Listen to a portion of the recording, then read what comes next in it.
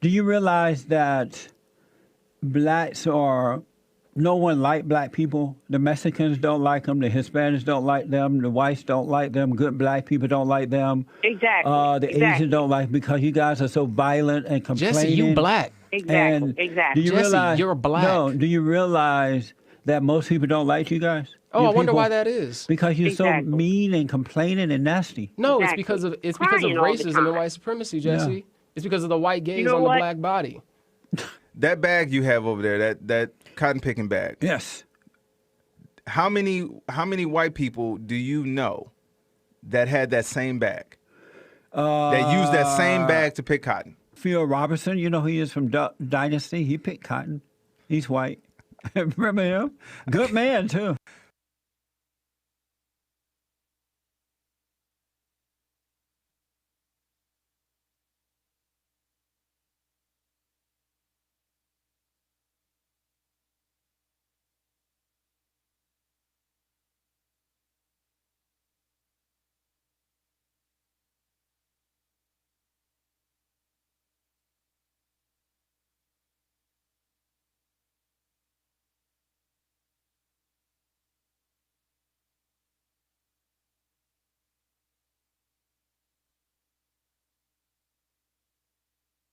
Is it Marco? Marco. And she's engaged to Prince Harry. And she is part black and part white, right? Yeah, half and half. Why are you happy about that? Just like in Hollywood here and in Washington, D.C., it's time for, a little change in the matrix. It's time for Buckingham Palace to get with the program and let some non-white bread, royal, staunch, regular people in, like Diana was a commoner, She got in there and made a huge difference in the monarchy and with what she did with children and things like this. And I just think that it's time for everybody to loosen up a little bit over there in the palace. And it's not the first. I mean, Queen, what was Charlotte?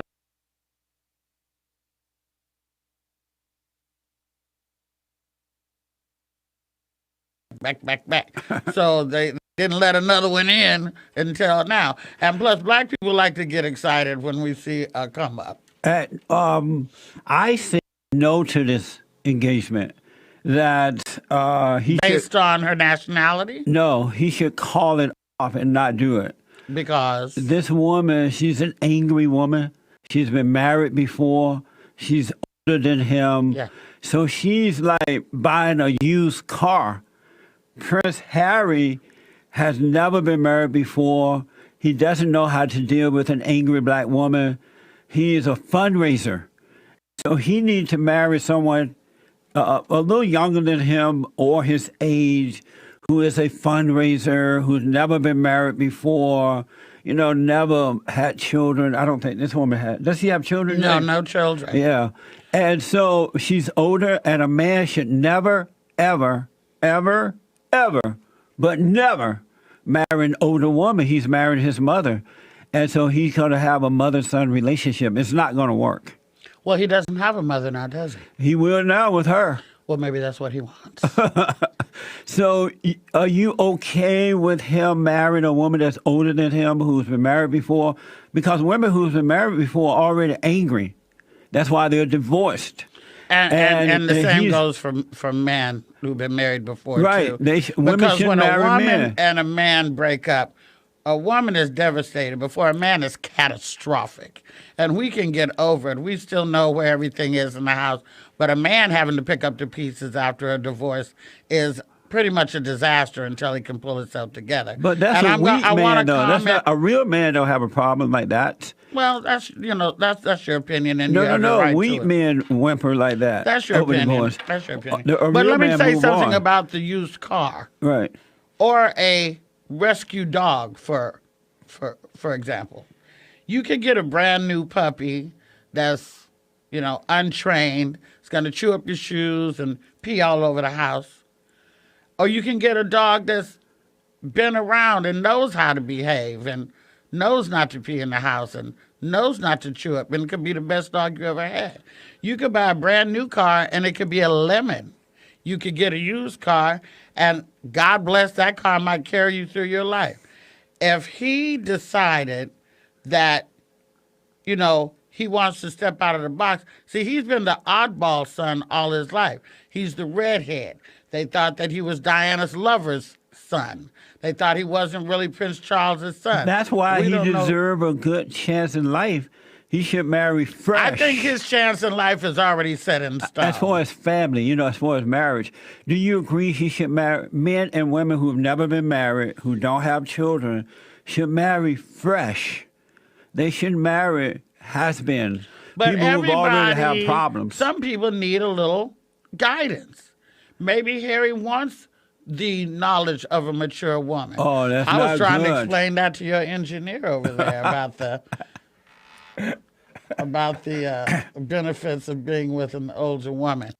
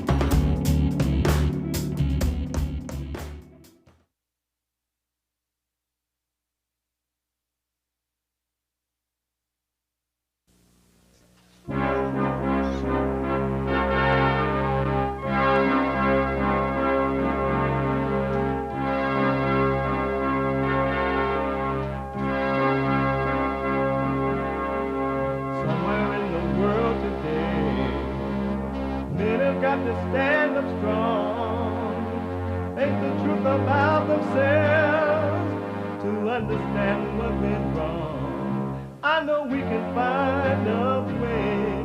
I know we can find a way. I know we can find a way to stand up, stand up, stand up. Uniting the races with truth instead of dividing them with lies. We're also rebuilding the family by rebuilding the man. I am Jesse Lee Peterson. Good morning. Welcome to the show. Hi, y'all. It's Monday again. Already. I'm like, what the? The weekend went by like 90 going north. Just like that, it was over. It was over. I don't know what happened. Time won't give me time. But time make lovers feel like they got time. So welcome back. It's Monday already. And you can get involved by calling 888-7753-773. 888-77-JESSE. Jesse. Jesse. A brand new biblical question this week. We dealt with yesterday. I didn't put my 2 cents in it because it was very interesting conversation.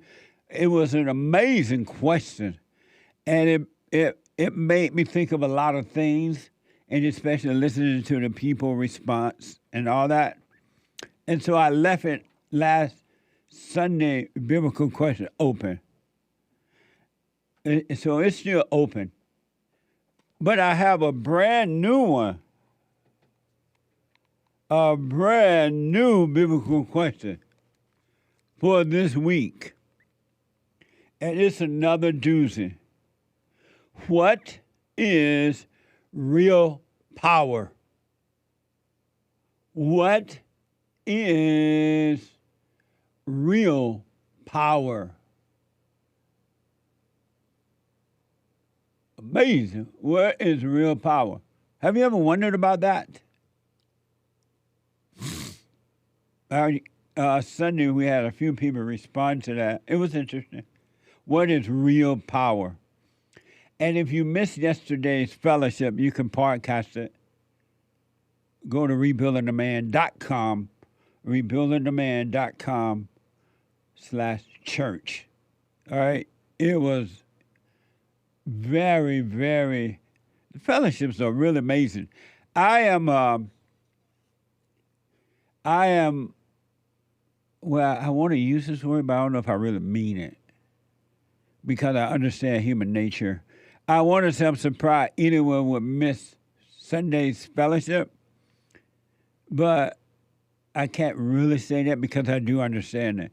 It's not for everyone. Only those who really, truly are willing to see all the way through until the end.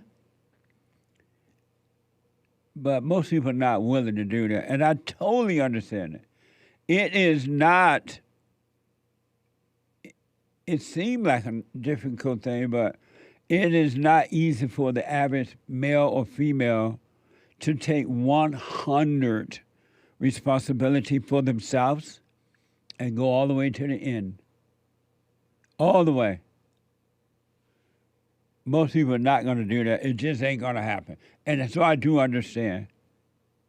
Some people even start the journey and get off because Satan said, you know what, this is taking too long. This is too difficult. This is not the right path. And they'll get off. But anyway, I understand.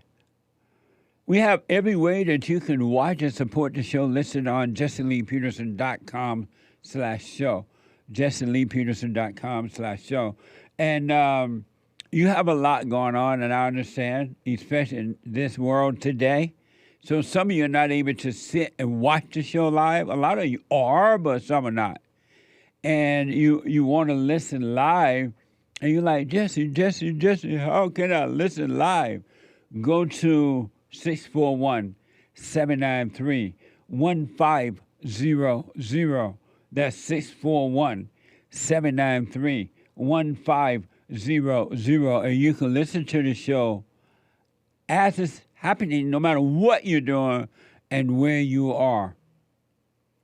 No matter what you're doing and where you are, you can be listening to the show live, working out. It doesn't matter what. All right? That's on TalkStream Live. And we have every way that you can donate and support the show listed on, I said that. To donate and have your comments read out loud, go to Buy Me a Coffee.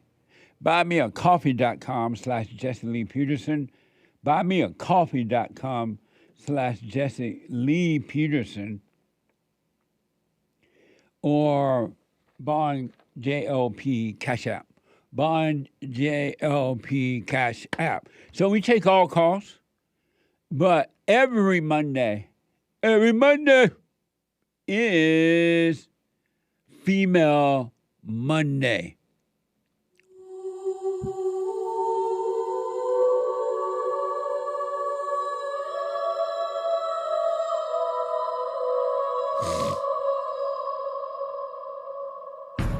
I like to make men uncomfortable. All my life I had to fight.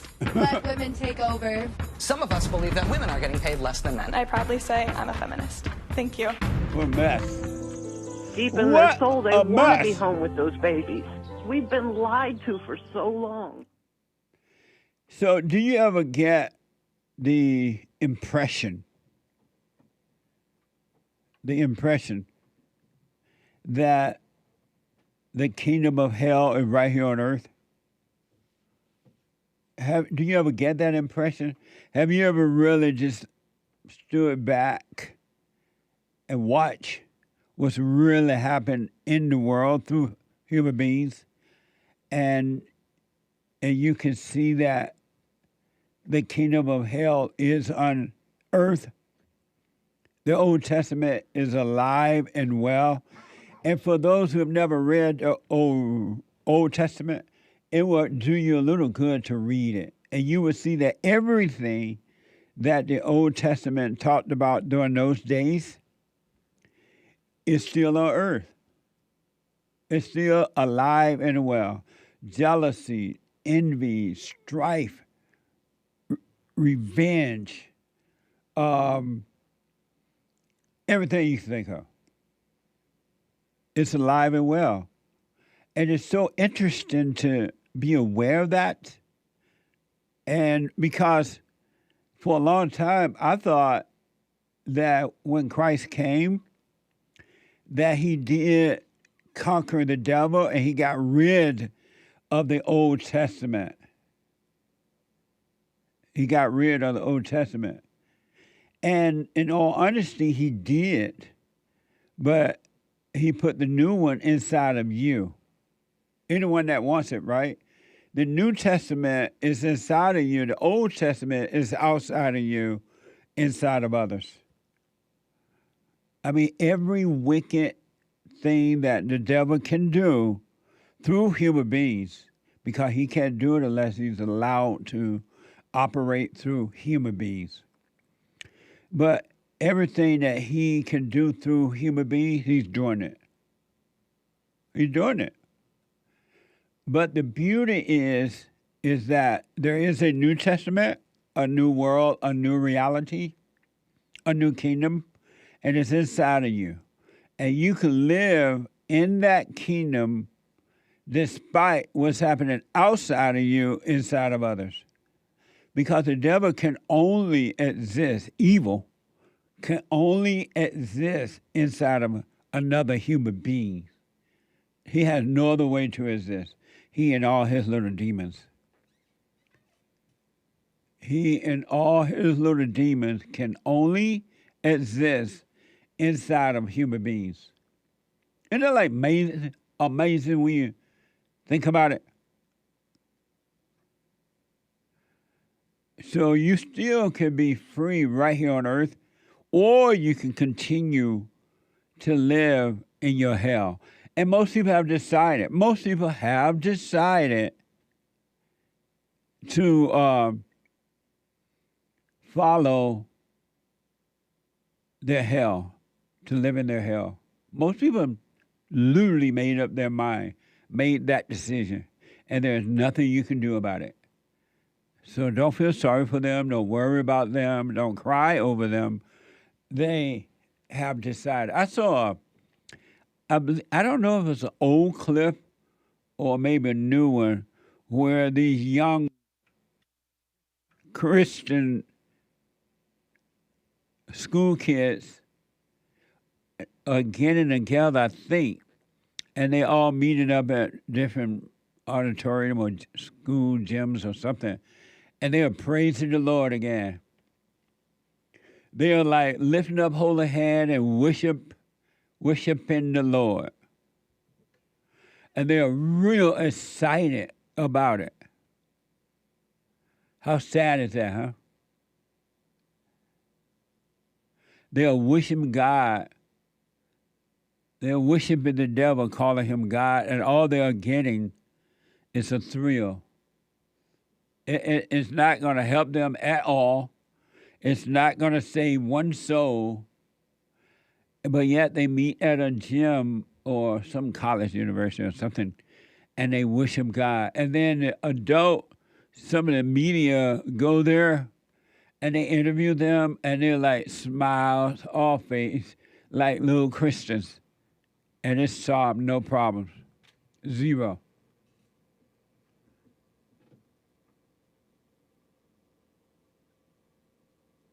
Isn't that amazing?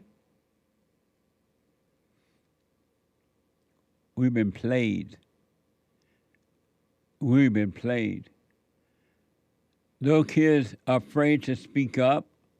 They're afraid to stand up, especially those white kids. Because most of them are white kids. There are some other races mixed up in there with them, but it's mostly white adults and kids. We're seeing mostly kids. They're afraid to speak up. And so what they do, they meet in a auditorium, lift up holy hands, and pretend that they know God.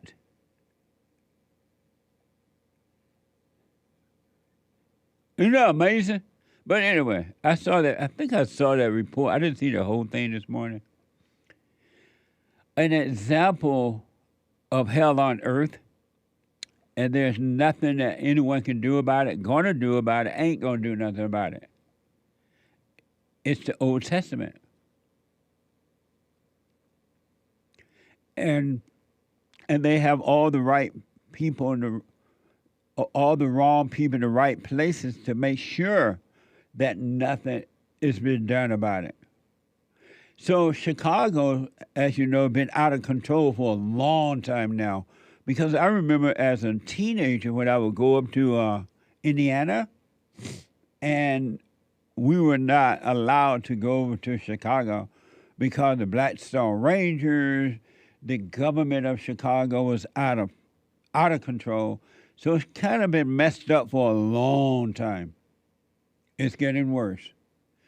It is getting even worse. You're not going to believe what I'm about to tell you. And what I realized about Chicago, for years now, they put the wrong people in the right places so they can make sure they control them and get what they want.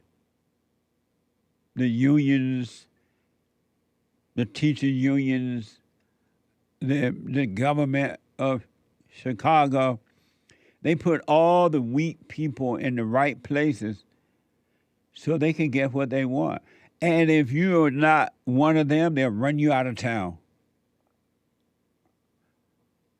You're not going to believe this about the teachers union.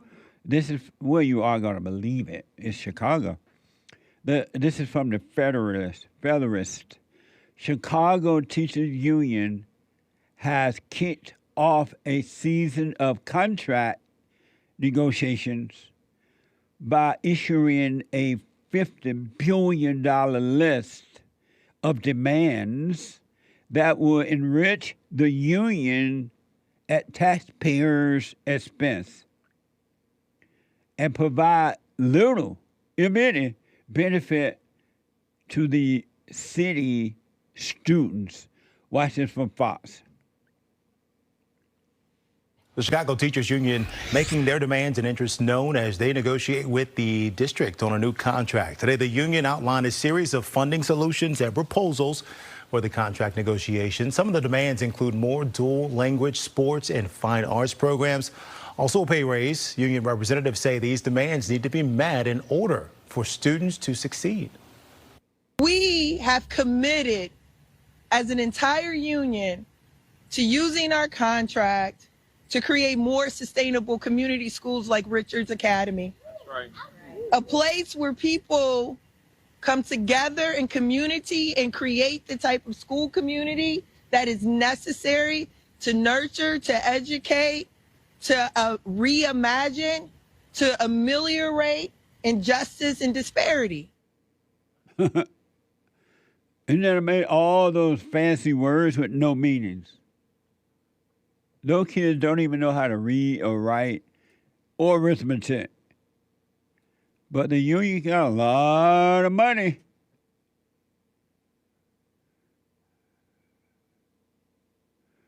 They have a lot of money. She up there said, using all those words. When will you overcome words? When will you overcome words? Why have you made words so important to you? That dumb female using all dumb words, and they sound so important, right? But they're not. They have no meanings. And by the way, that Stacy is the teachers union president. Stacy Davis Gates. I believe we reported on her a while back. She sent her son, or one of her kids, her son only, her kid to a really private school. She doesn't send her kids to those hellhole schools. Those are for your children. That's not for the teachers' kids. Are you crazy? The teachers not going to let their children go through those hellhole schools. That's for you so the teachers can make a lot of money. The one thing I know for sure, unions are not for the people. I know that for sure. Unions are about unions. And as much money they can get, and then they support their Democratic counterparts so that their Democratic counterpart can represent them at the White House or whatever they're doing, and they make more money. They make more money. But you know what the parents do? They leave their kids there. It doesn't matter that they're not getting educated. The parents don't care. That's why the union and the teachers can do what they want, because you are going to make sure your kids show up anyway. $50 billion. You don't care they're falling way behind. And especially with the mother, you got to go to work.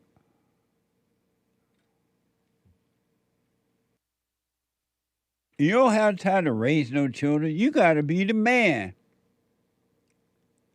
So you know what? That's what happens in the Old Testament.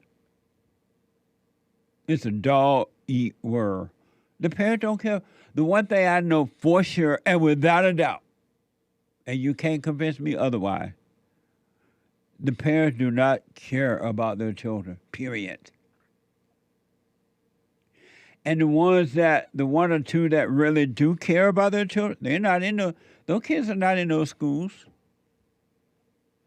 The parents are making whatever sacrifice they need to make to educate their children.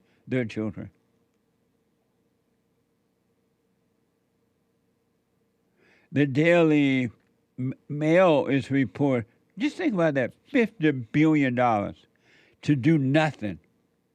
And they're going to get it. Why they get it? They have a loser of a mayor. They have nobody to say no to them. They're going to get what they want. And if you don't do it, they're going to call you racist. And you're really going to be on the run then. The Daily Mail is reported, NBC reported in September 2023 that Chicago Teachers Union Stacey Davis Gates has been sending her son to a prestigious private Catholic school. Watch this from the Daily Mail.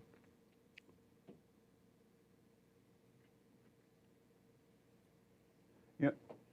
Oh, there's another watch. Oh, okay. Nothing to watch.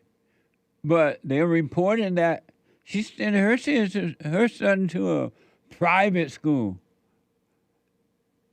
She's not letting her kids go to those bad schools. She's just the president of the union, teachers union. She put her kids first. Amazing, huh?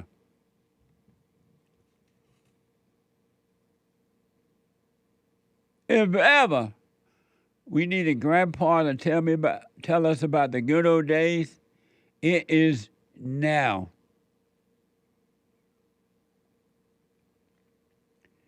But you know what? The beauty about this, you have a choice. It's not like you're stuck, but you got to take control of your own life and not let anyone else control your life.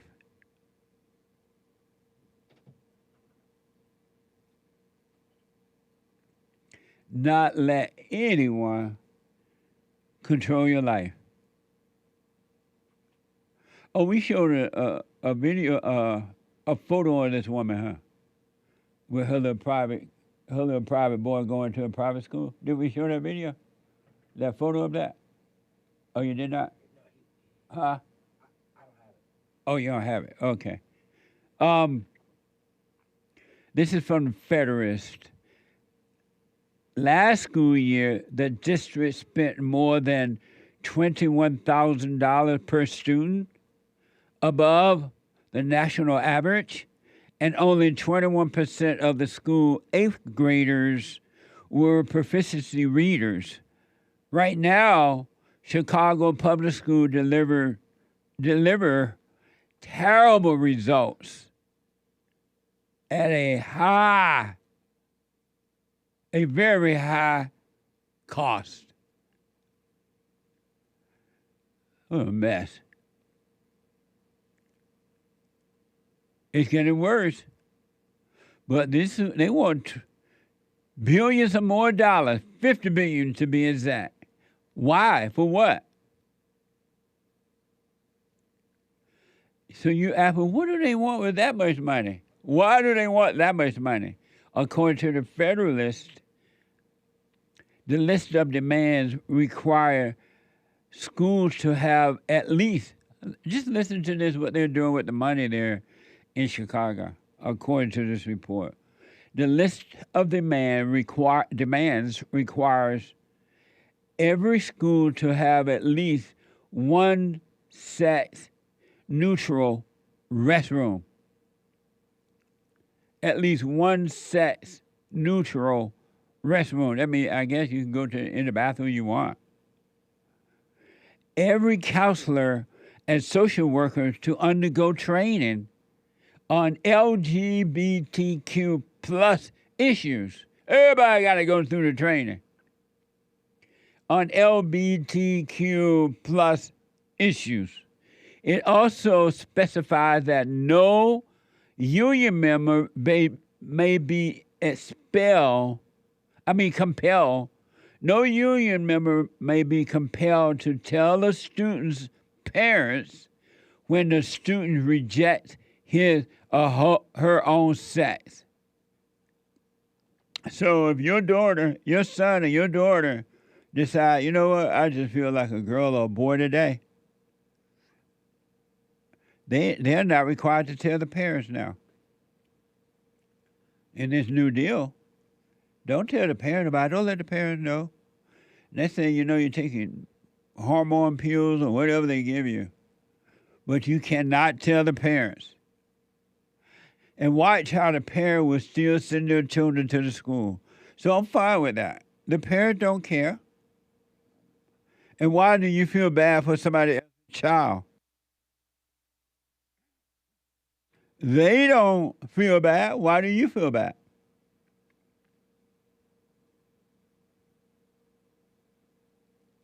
Why do you feel bad? Grandpa tell the devil gone crazy. The devil gone crazy. And here's something that's really common from CBS. A former school teacher, a former school music teacher in Lawrence County is the second teacher in the school's music department to face charges of alleged inappropriate relationship with a student. Watch this from CBS. A music teacher charged with having an inappropriate relationship with a student. And that teacher replaced another music teacher 2 years ago who also allegedly had a relationship with a student. Right. Olivia Orts replaced the music teacher here at Wilmington Area School District 2 years ago after he lost his job for alleged inappropriate relationships with several students. As soon as it was discovered, it was reported to Childline, it was reported to us. Police were alerted to a possible romantic relationship between then choir director Olivia Orts and a 17-year-old student by the high school principal in April.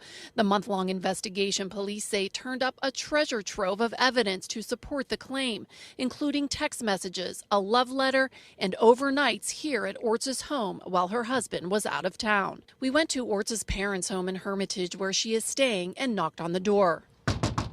Her father greeted us. Is she home? She's home. She's no comment. Okay. Would you like to make a comment, sir? Not at all. Amazing. But the parents still send their children there.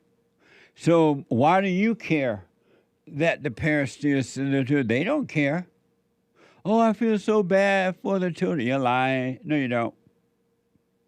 It's just a thrill. You don't feel that bad. It's just a thrill.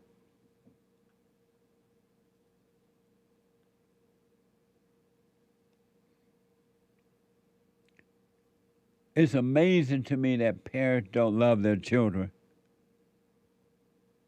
And especially the mother, they'll tell you right away how much they love the kids. They're lying. They don't.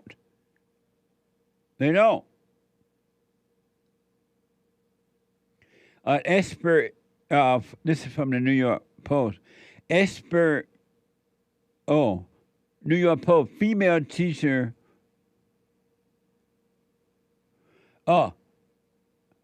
Female teachers who sexually abuse their students are an alarming new trend across the country. A clinical psychologist delves into the psyche of these women, with some as old as 44 preying on children as young as 8th grade. Watch this from the New York Post.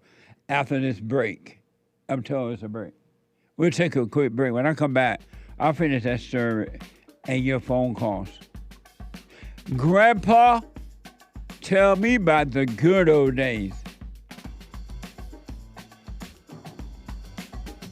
What the?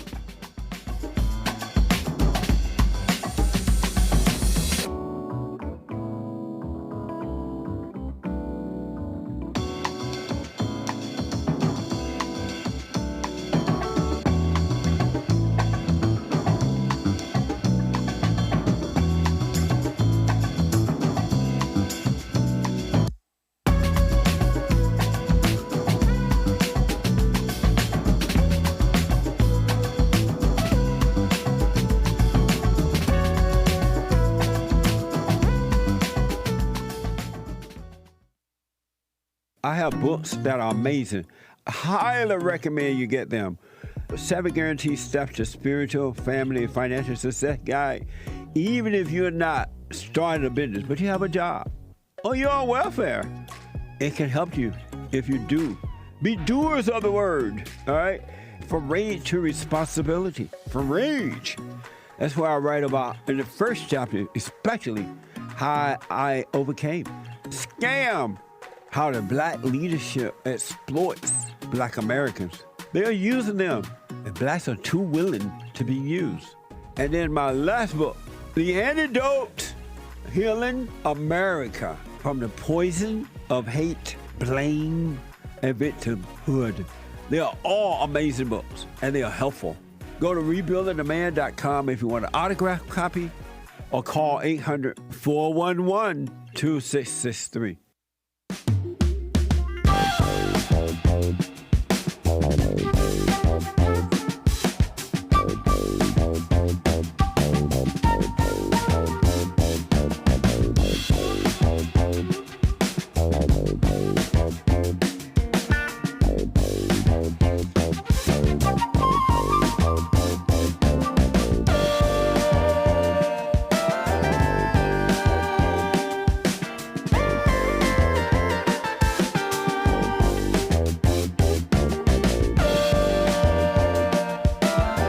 Amazing. Amazing. The Hake report is coming up at 11 a.m. this morning. No, the Hake report is from 9 to 11 a.m. Pacific time. TheHakeReport.com. And James Hake is on fire. And at 11 a.m., Joel Friday TV. He black. At 11 a.m. Monday through Thursday. And at 12 noon, the American Anchor Baby. The American Anchor Baby. Energy. Through the roof. Given to him by God at 12 noon. All right? So I want to get to this last story about what's happening in the country. And we reported on, there was a teacher in Loring County, a school teacher that was, I guess, hanging out with some kids there.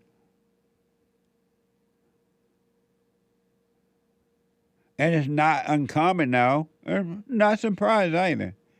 But this expert tried to explain what's really going on. This is from the New York Post.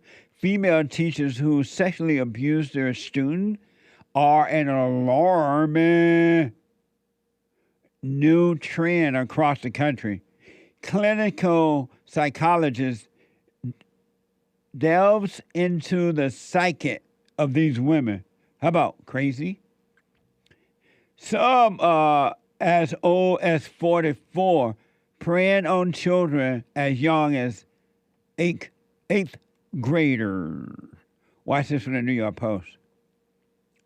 We're seeing more women who are being arrested for these crimes. In the past, women were not arrested. It may very well be that this has been going on for a much longer period of time, but now that we're arresting the women, we're seeing this phenomenon.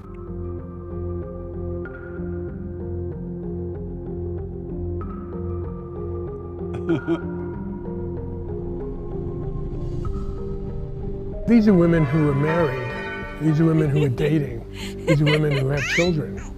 These are women who may have been divorced, and they are trying to recreate something in their mind to bring them back to a childhood situation where they had their first sexual arousal and emotional arousal. But you do have the authority of the teacher over the student.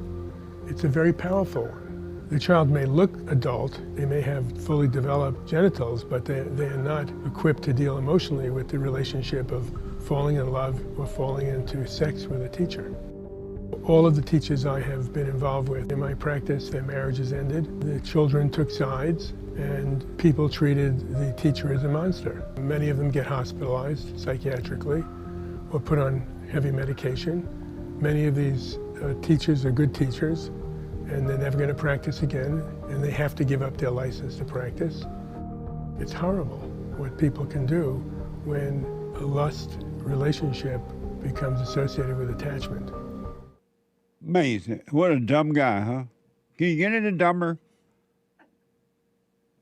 Can you get any dumber than that? This is evil, folks. And evil control women in the same way that it does men. As a matter of fact, because the evil come through the woman, she's more likely to be controlled by it than the male. But all are controlled by evil until you overcome it. This is evil. This is spiritual. This is evil influencing these women to do this. They have not overcome evil. That's all it is. You must return to the fathers. There's none of that other mess you were talking about. But he has a degree. Intellectuals are evil. They're blind. Where there's whatever intellectual, they're evil. Ladies, y'all need to forgive and return to the Father and you'll be fine. You'll be in control. Nothing else but that. We wrestle not against flesh and blood, but against spirits and wickedness and evil in high places. It's evil. There's nothing else. It makes you think and do the things that you would normally do because you're not in control. Not one human being on this side of the heaven is in control of their own life. If any human being tell you that they are in control of their own life, no matter Christian, non-Christian, Jew, Gentile, Allah, no matter who, they're lying to you. They're not in control of anything. Never has been, never will be, ain't gonna be, can't be. These women have hatred in their hearts, and it's driving them nuts. Drop the anger, you could be free. 888-7753-773. Let me go to Helen, a first-time caller out of Florida. Helen, welcome to the show. You're on the air. Hi, Jesse. Hey, Helen. So, this is my first time, obviously, calling, and my husband is a Welcome. huge fan of you. He loves your show. He ordered your book. He is grateful that you signed it. And I'm curious to ask you a question about. So my husband, we had our first child. So he had 3 boys from his previous marriage. So he's, by default, he's an alpha because he makes boys. However, Come a little closer to your phone. Stay close to your phone for me, Helen. Okay. Okay. So by default, my husband's an alpha because he makes boys. Real man made boys first. Exactly, and he made 4, and we have a beautiful child. So you must be really happy. Absolutely. Nice. Absolutely. Now, my husband has a tendency to he's an alpha. I submit to him. He makes decisions. When we're out and about, he's the head of the household for sure. However, is he the head of you? Yeah, of course. Oh, okay. Go ahead. However, when he's on the beta juice, then he's not. On the beta juice? Yes. What's that? That's what I call that's alcohol. Oh, okay. So whenever he drinks even a couple of beers, he becomes emotional. And he goes to he goes to these extremes where it's like all or nothing, thinking and he not that he becomes fanatical, but there are moments that he will fixate on certain things, and it's like, okay, I do have to bring him back and say, okay, stop. And usually what I'll do is I'll say I won't say anything at that moment. I'll wait till he's off the beta juice, the next day or that night, and then I'll give him a pointer, and then he's like, okay, I get it. So I figured if I could ask you, what are some, because he loves your show, and I understand the principles and I get it, but sometimes it's for him with alcohol, he thinks like he's like entitled to it, or he thinks like it's okay to drink it. I deserved it, but at the same time, if it's not bringing anything positive into your life, then why drink it? And so your question for me is what? How could I communicate that to my husband? By working on yourself and not trying to communicate that to him. Okay. Are you working on yourself? Absolutely. And you have gone and forgiven your mother? Absolutely. How did that go for you? It went well. She felt bad of some of the things that happened in my childhood, and I was able to be at peace with how things went and move forward from it. So you were able to forgive her? Absolutely. And how about with your father? Absolutely, with my father. I actually did it with both, because there was a 6-month period, Jesse, where my husband kept saying, you need to forgive your mom, you need to forgive your dad. And I'm like, okay, well, you need to stop the beta juice. And then, of course, like you said, and you're right, and no matter what I tell him, it's not going to change. Like it's going to have to be from his end. I can't tell him to stop drinking. Why are you even bothered by what he's doing at all? Why are you bothered by it? Because why am I bothered by it? Yes. He's had situations that affected both of us and now our child. And it comes to a point where I can ignore it. And if he doesn't see the consequences from what his choices are, then something's going to have to give. But why are you bothered by him doing that? Because financially it causes situations. Meaning that he's not able to take care of you? Well, no, he's able to take care of me. But when there's when there are big consequences from drinking that causes you to have limitations to be able to drive, then that's a concern. And so, without going all into what he's doing, what you're saying is that, let's say he drunk driving, right? Okay, let's say drunk driving. And he get caught, and now he can't drive for a while. Right. And now he has to figure out how to get to work, right? Right. And so why not let him just figure it out and not you get involved in it? That's true. I can let him figure it out and not get involved. No, that was a question. Why not just let him do that since he brought that up on himself? And that way Because I'm a fixer. I'm sorry? Because I'm a fixer. I fix everything. That's what I'm known for. I'm known to find solutions. And so what do you say? I'm a therapist. Oh. Oh, no wonder. Oh, no wonder.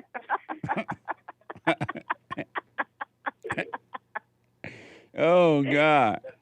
Oh, God. Yeah, I mean, I get it. So why not just back off? He's providing for you. He's taking care of his family. Yeah. He's working on this issue. Why not just back off and work on you? Yeah. That's true. No, that was a question. No, that was it. I wanted to talk and let you know. But why not just work on you? Why not just work on I have been working on me. That's not. But if you're working on you, how do you have time to pay attention to what he's doing? Because I always find time to fix other things. That's just my mentality. That's how I've always been. Is not just with me. I'm focusing on me, but I can also I can acknowledge what's going on around me, and especially people that I care about, people that are directly impacting my life. But you don't really care about him. Okay. Because if you cared about him, you would leave him alone and let him work his life out. You work your life out, and then you guys have an amazing relationship. You don't care about him. It just feels good to play God with other people's lives. I mean, yeah. I can see how it can be seen like I'm playing God, but... You are. You're totally playing God. You're all in everybody else's business.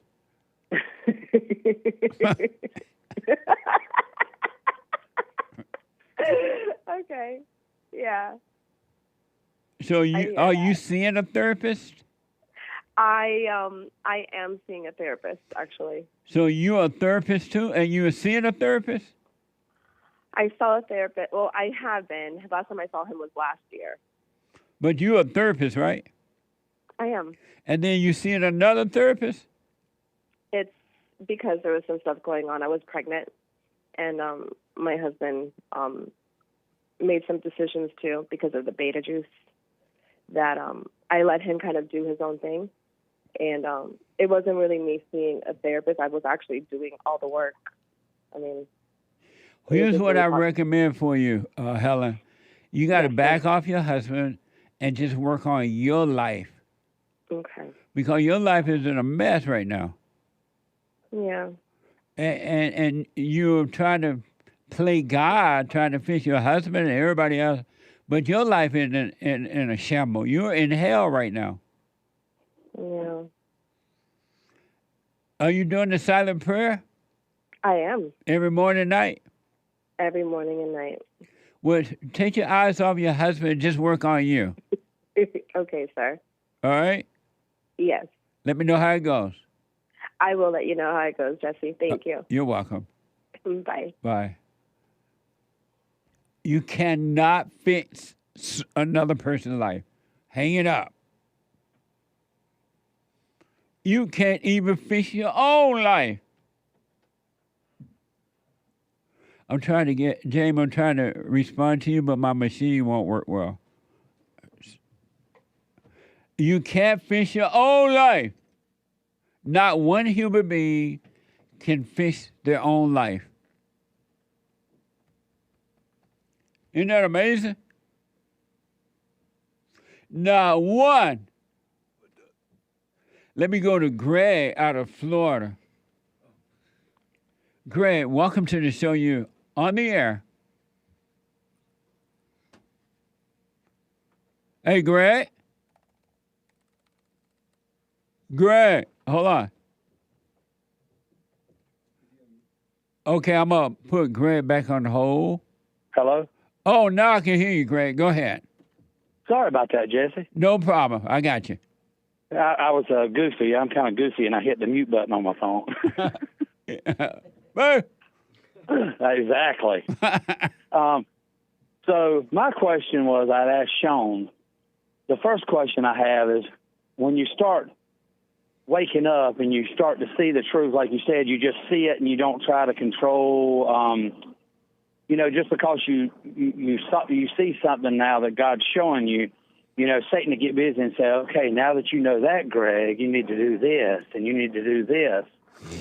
And I can stop doing that, but it's almost like sometimes it's been such a habit for so long in my life that I'm wondering if that'll go away, that habit of trying to do it, and I'm constantly pulling myself back and going, okay, don't do that. He's trying to deceive you again so that you'll think you're smart enough to make your own decisions, and you can fix this when you know you can't. So then, 2 or 3 days ago, and I'll do good, and then, all of a sudden, start slipping back in that because he's going, okay, now that Jesse said this, or now that you saw this, you know that you need to do this.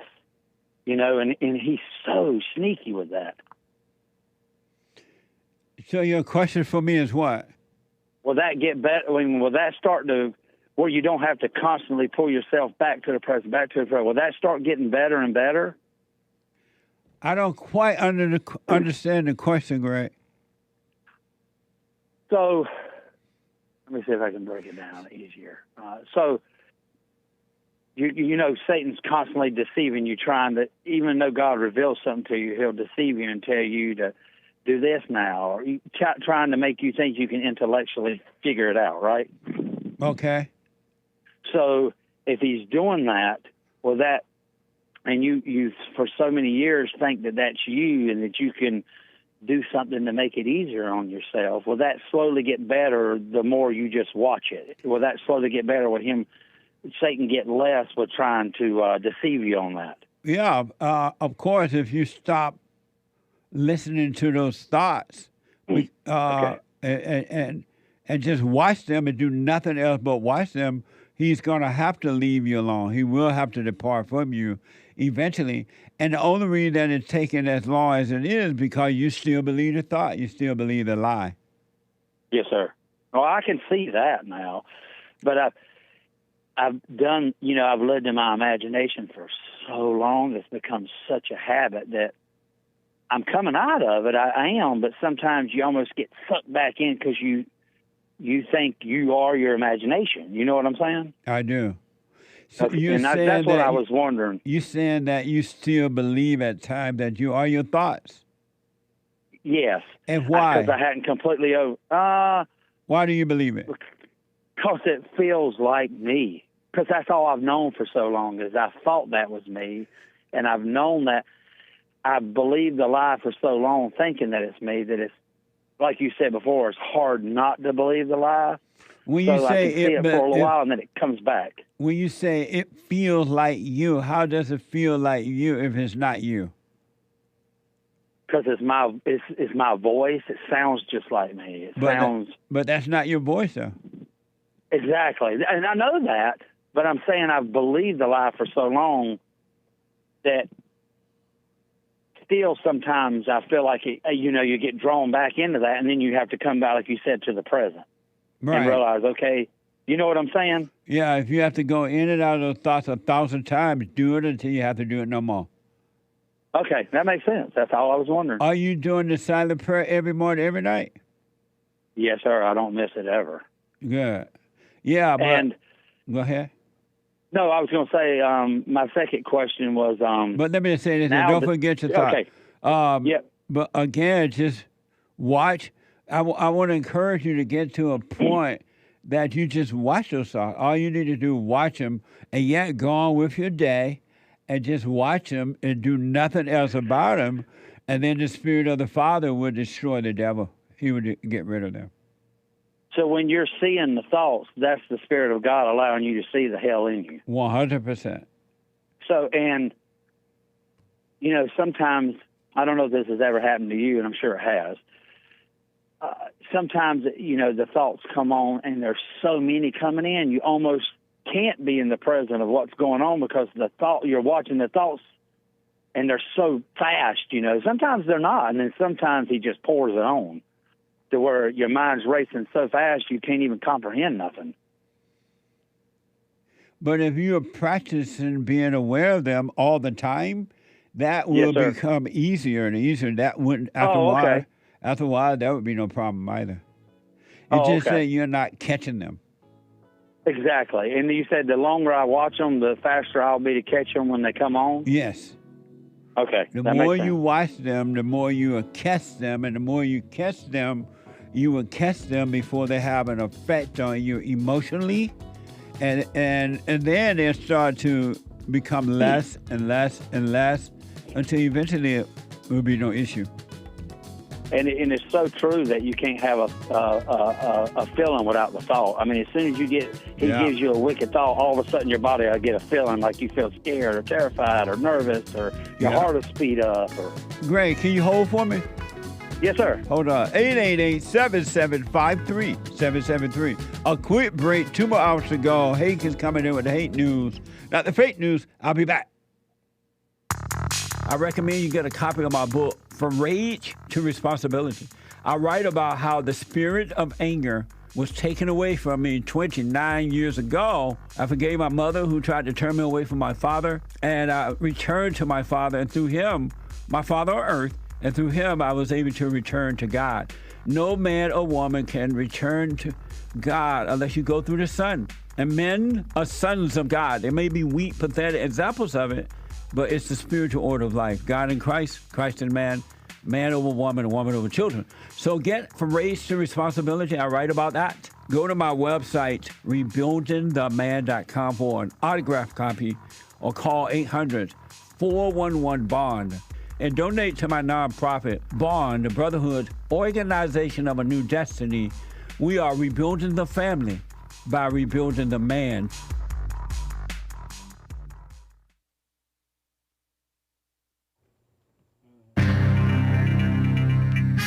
Whole lot of mess going on in the world. This is the end of hour 1 of the Jesse Lee Peterson Show. By the way, it's Female Monday, May 6th, AD 2024. The lines are, where's one line open, guys? The lines are not full. You can call in right now during Hake News, not fake news. And JLP will be right back to your calls. And we will get to your Super Chats, including a couple that Hake missed from Friday's show, I do believe. Yes, indeed. Over on the D-Live crew. Brown eggs, like people, are just more costly. CNN, Commie Nonsense Network, reports or asks, why do brown eggs cost more than white eggs? Not to be confused with egg whites. We're talking about white-shelled eggs.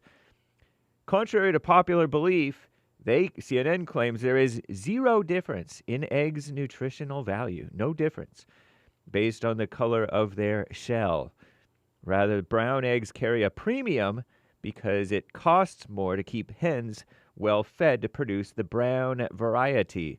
Some breeds, such as white leghorn chickens, lay eggs with white shells, and other breeds, such as Rhode Island Reds, lay eggs with brown shells. It has a lot to do with the chicken feed, says one farmer person. The chickens that produce them tend to eat more. Huh. Who knew? Some of you guys may have known. Campus protests, degenerate. CNN reports graduation ceremonies took place at colleges and universities over the weekend as administrators grappled with pro-Palestinian protests. At the University of Michigan, banners with opposing messages flew overhead, and protesters were removed during the school's main graduation ceremony on Saturday. At USC, University of Southern California, down in the ghetto, which had canceled their main graduation event, police on Sunday cleared out another protest encampment, kind of like a homeless encampment, except maybe even worse. Maybe. Meanwhile, some students at Princeton University launched a hunger strike. Those things never made sense to me. Saying they would refrain from all food and drink except water until their demands were met. Oh, Lord. I'm guessing they're going to play chicken. I mean, they're going to cry uncle. So far, no schools have agreed to divest fully from companies doing business in Israel. Have they agreed to divest partially? A demand that student protesters have commonly rallied for across the country. What a mess. Speaking of Gaza drama, meanwhile, in the Middle East, Commie Nonsense Network CNN reports Israel's military has told people in eastern Rafah, I think it's like 100,000 or so, to evacuate immediately, a day after the country's defense minister told troops in Gaza to expect intense action in the city in the near future. Residents and so-called displaced people in eastern Rafah are in a state of panic after the Israeli military issued that evacuation order, according to reporters in the region. All-round operation would mean more suffering and death, unquote, for the 1.2 million displaced Palestinians sheltering in and around the Gaza Strip's southernmost city, so said aid groups. This comes as northern Gaza is already experiencing a full-blown famine, they report, rapidly spreading across the Gaza Strip, so warned the World Food Program, 2 M's and an E at the end, program, warned over the weekend. What a mess. Severe weather in America. More than 25 million people in the South and Central Plains are under severe storm threats today, says CNN. Search and rescue teams in parts of Texas are patrolling cities and neighborhoods for people stuck in the water after at least 200 people were rescued from homes and vehicles in Harris County. That's in Texas, I guess. Rainfall amounts in the region have been huge over the past week. Some areas picking up 2 months' worth of rain in just 5 days. Dozens of tornadoes have hit the panhandle of the Gulf Coast, and it's been a softball-sized hail and all kinds of stuff in East Texas. I'm James Hake. Now back to JLP.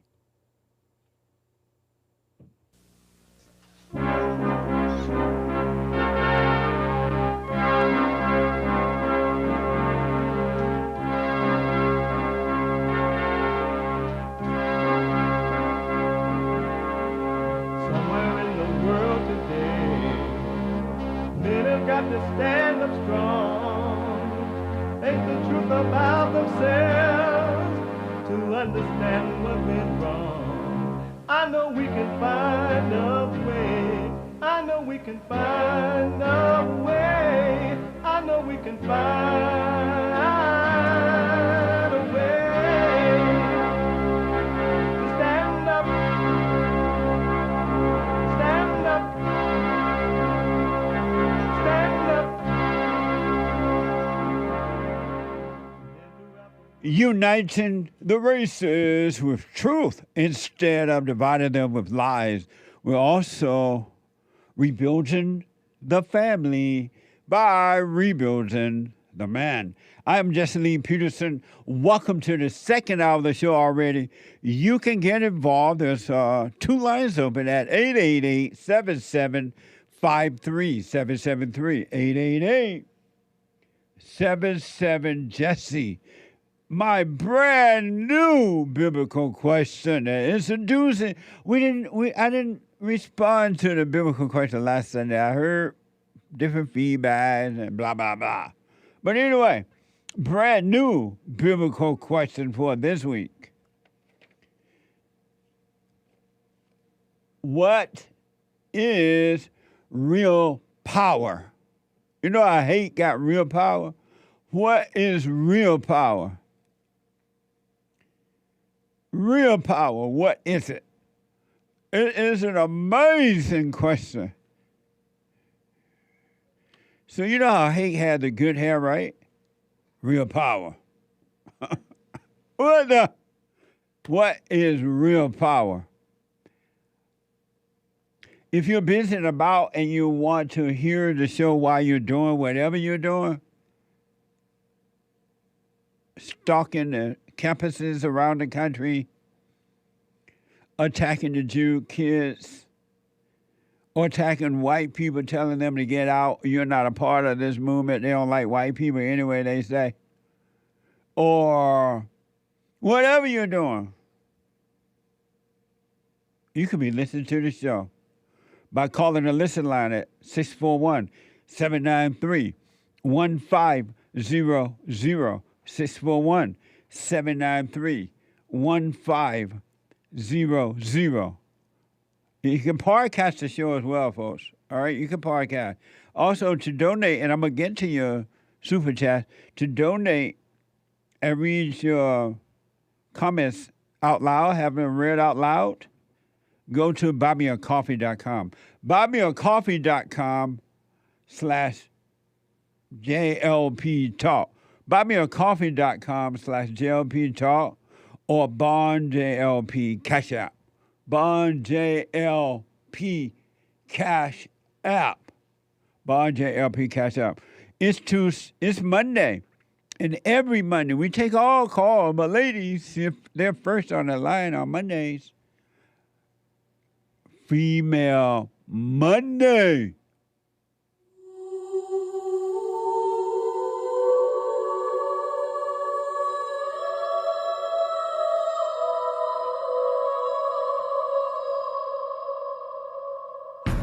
I like to make men uncomfortable. All my life I had to fight. Oh my life. Some of us believe that women are getting paid less than men. I proudly say I'm a feminist. Thank you. Deep in their soul, they want to be home with those babies. We've been lied to for so long. Yeah. Hassan, does she say, let women take over? Is that what she says? I think so. Yeah, I keep catching what she's saying. Oh, Sean said, yeah, let women take over. Satan said, let the women take over. And you let the devil do it. What a mess. 888-77-53773. 888-77-JESSE. I want to go quickly back to Greg. And Greg, I know you had a second thought. You want to ask me about a question about it, I mean. Yes, sir. My second question was, in your opinion, do you see why nowadays are people so into saying please and thank you? I mean, it's almost they're more focused on that than they are the conversation. And if you don't say it, they get pissed. If by saying please and thank you? Yeah, like my exes, you know, they're super rough on my kids, you know, with like if they don't say please or thank you for something, you know, they get angry at them. Oh, And I'm just wondering why people do that. They do it because they try to control the kids by make them worshiping them by doing stupid stuff like that. Because if kids want to say that, they would say it naturally. You don't have to beat them into it, or if they want. And if the parent have love, they don't need to say thank you. If they're doing something for the kid, they don't need the kid to say thank you. But it's another form of control.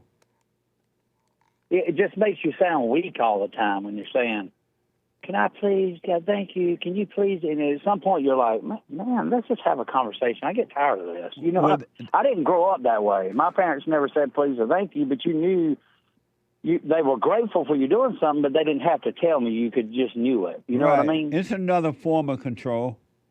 Okay. That's Well, all that it makes is. sense. It's evil. It's pure evil. Okay. How thank you for taking my call. How are your What'd you say? kids? How are your kids doing? Great. I had all three of them this weekend. That was awesome. Oh, good. Yeah, my oldest boy's starting to come back some.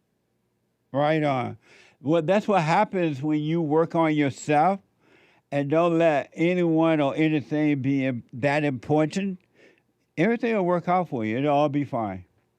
The more I do the silent prayer and the more I focus on myself, I could see when I've let go of some of that control I was trying to have control over, I can see God's sending my kids back to me. I can see they're naturally coming to me. Absolutely.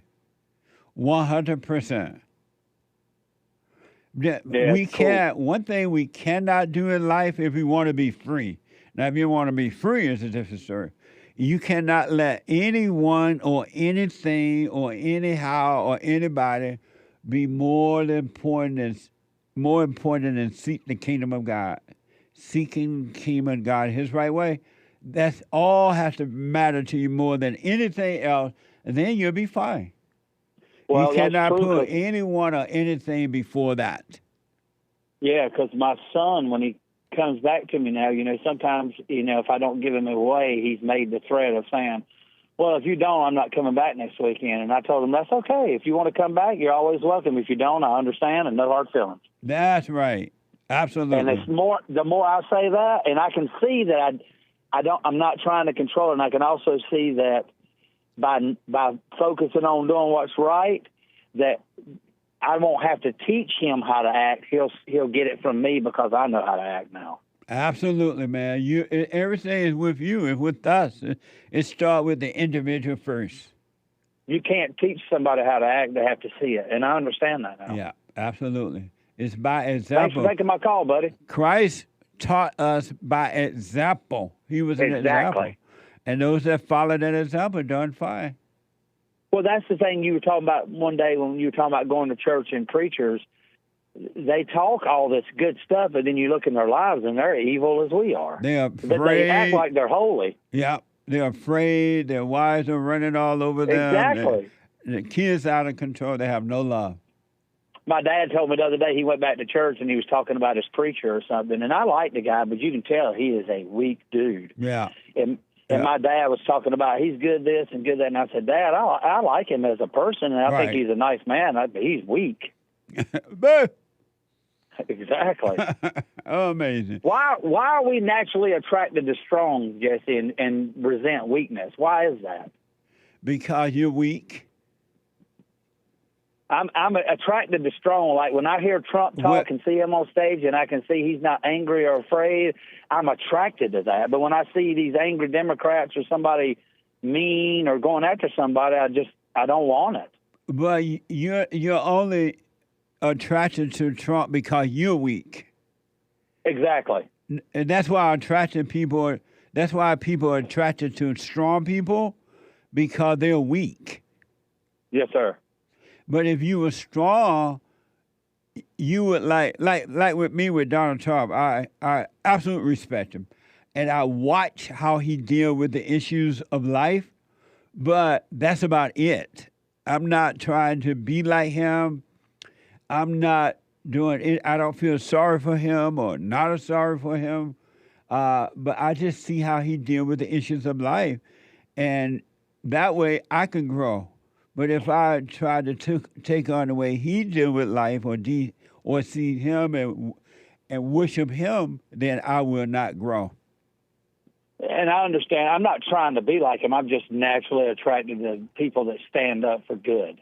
But if you were not weak, you wouldn't be attracted to men, people who stood up for good. Okay, well, that makes sense. Because Trump is dealing with his life. He's dealing with the issues of life. And his issues has nothing to do with me or you or anyone else. And then Greg from Florida dealing with his issues of life, spiritual battle. And Jesse Peterson dealing with his spiritual battle. Each individual is dealing with their own issues, and just that's all to it. You just got to deal with your own issue, and wish everybody well, but you can't. Trump is dealing. He's at a point where his life requires getting stronger, dealing with the devil even more so, and learning more about himself and his relationship with God. And I'm not at that point yet that I'm aware of, And so I'm watching Donald Trump, but I'm also keeping my eyes on myself so I can grow. Good for you. Absolutely. I agree. Yes, sir. Well said. Amazing. All right, sir. Y'all have a good day. Thanks for taking my call. Good to hear from you, Gray. Yes, sir. Same to you. All right, buddy. 888-7753. Let me go to Brit. Is it Britton? Brenton from Canada. Brenton, you're on the air. Thank you for calling. Hey, Jesse. How's it going? All is well, sir. Good. I'm just calling because I know you're a Christian, and a lot of people who listen to you are Christians. And I just wanted to let everyone know that the ministry that I've been listening to, they have prophets and dreamers and visionaries they've been watching for years, and now they've put a date on a cataclysmic event that may start the tribulation on May 25th. They're doing what now?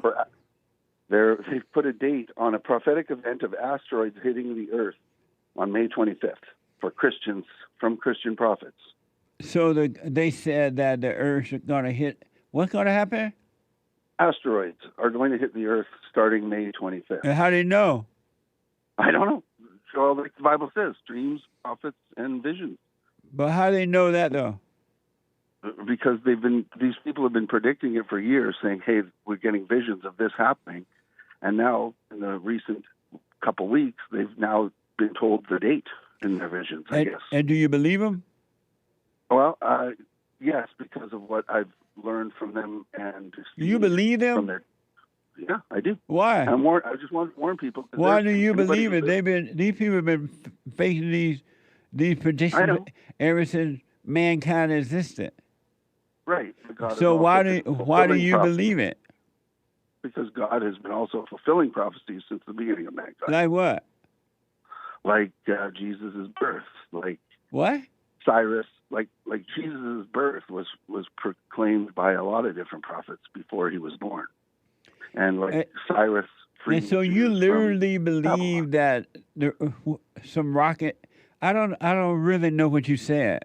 What? Rocks, not rockets. Rocks from space. You know what? CNN may tell you it's aliens attacking them, but it's actually.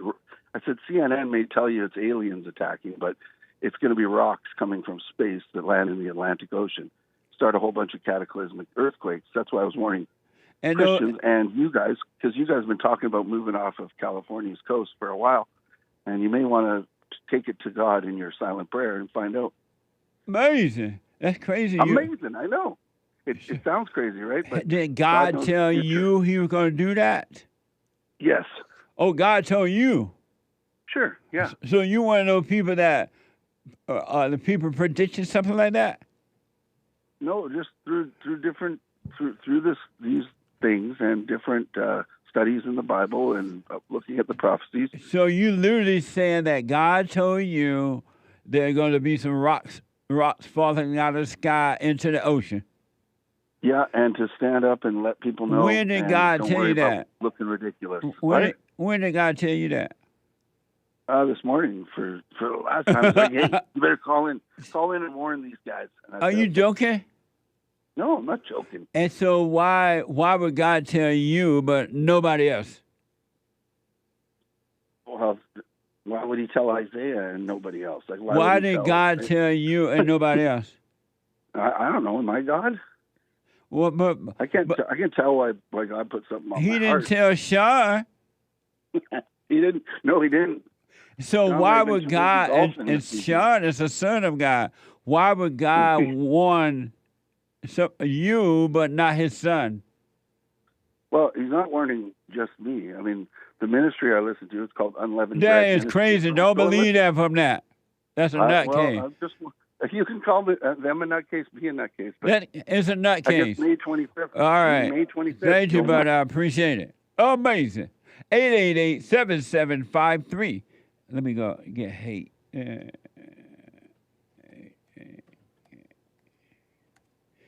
While Hake is coming in, let me go Emmanuel out of Canada. Emmanuel, welcome to the show. You're on the air. What's going on? All is well. Good, good. Got some wild callers today. Did you hear about that, Hake? May 25th, and some rocks going to fall in the sky. I heard that.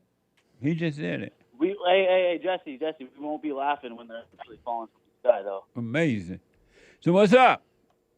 I wanted to talk about, you were talking about the teachers preying on the male students earlier, and it made me think about pornography and how that's really screwed people up. It screwed people up.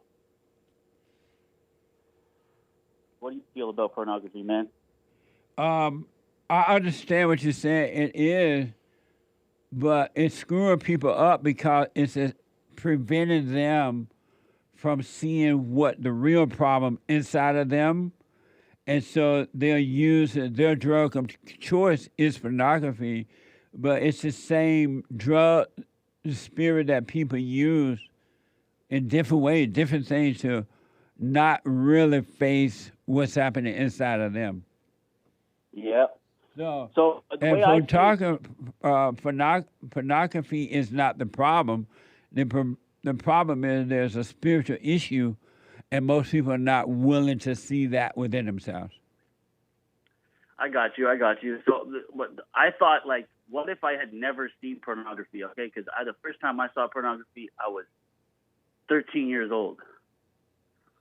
And I just feel like those images, I don't feel like we're supposed to be seeing that, And you're right, but if it had not been that for you, you would have found another drug of choice, something else. Fair. Because you were already traumatized by your mother, and you would have just found something else. Interesting. Yeah. Well, I just feel like as a young man, I guess I'm not that young anymore, but it's just sad because it distorts people's image of what sex is, right? And obviously pornography isn't, I don't want to say it's not between a husband and a wife, but often probably not, And even if it was, why are you putting that out there for other people to watch? That's just sick to me, that's supposed to be in the bedroom, in private. Yeah, they're doing it for the money and the thrill. Yeah. Thank you, Emmanuel. I appreciate it, buddy. Yeah, man. Okay, keep doing what you're doing. I will. Thank you so much. Okay, peace. All right. Super chat. Super chats. Some missed super chats from Friday. My bag. Stan69 with a couple of diamonds.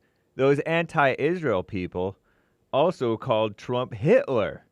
Everybody was anti-Hitler. Now they are anti-Israel. Yeah. A warfare between good and evil. What a mess. Thank you. Aries 1 gave a diamond this past Friday with no message. Thank you. Thank you. That's on JC Lee Peterson D Live. Xander is now a member on buymeacoffee.com/JLP Talk, monthly supporter. Says, stay with it, stay with it, stay with it. Amazing. Thank you. Someone bought a coffee. Hi, Jesse. What does it mean? The meek shall inherit the earth. Is it similar to when I am weak, then I am strong? I don't know. That's an interesting question. I don't know. Thank you.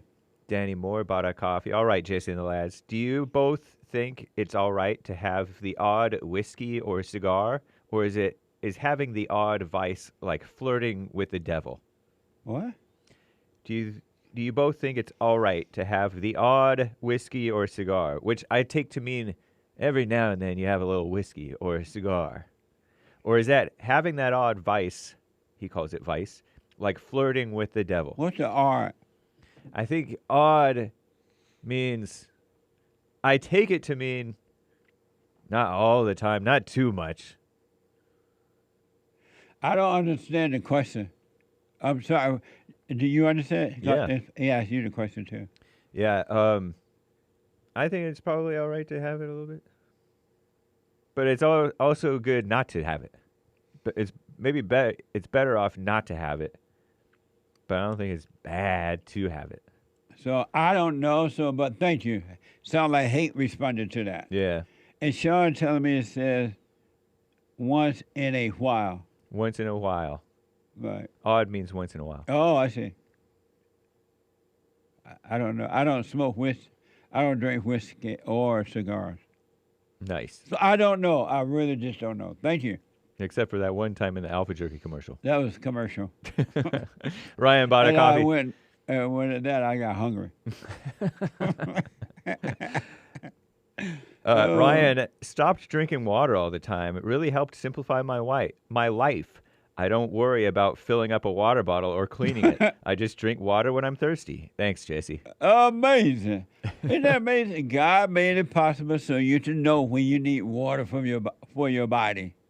When you're thirsty, that's a clue. But the commercial world said, hey, you need it every day, walk around with it, carry it around, drink it all day, blah, blah, blah, and the people fell for it. Terrible. What a mess. Thank you. Sharon over on YouTube, Bond YouTube channel during church, asks, I'm safe and secure living in the present with God? What? That's a question. I'm safe and secure living in the present with God? It's not worded like a question, but it has a question mark. Okay. So are they asking if they are or not? It sounds like it, but I'm not sure. I don't understand that. I'm not Do you understand the question? If it is a question, she is asking if she's safe and secure living in the present with God. But are you saying it's not? Are they making a statement? You're not sure. It has a question mark at the end. So are they asking me?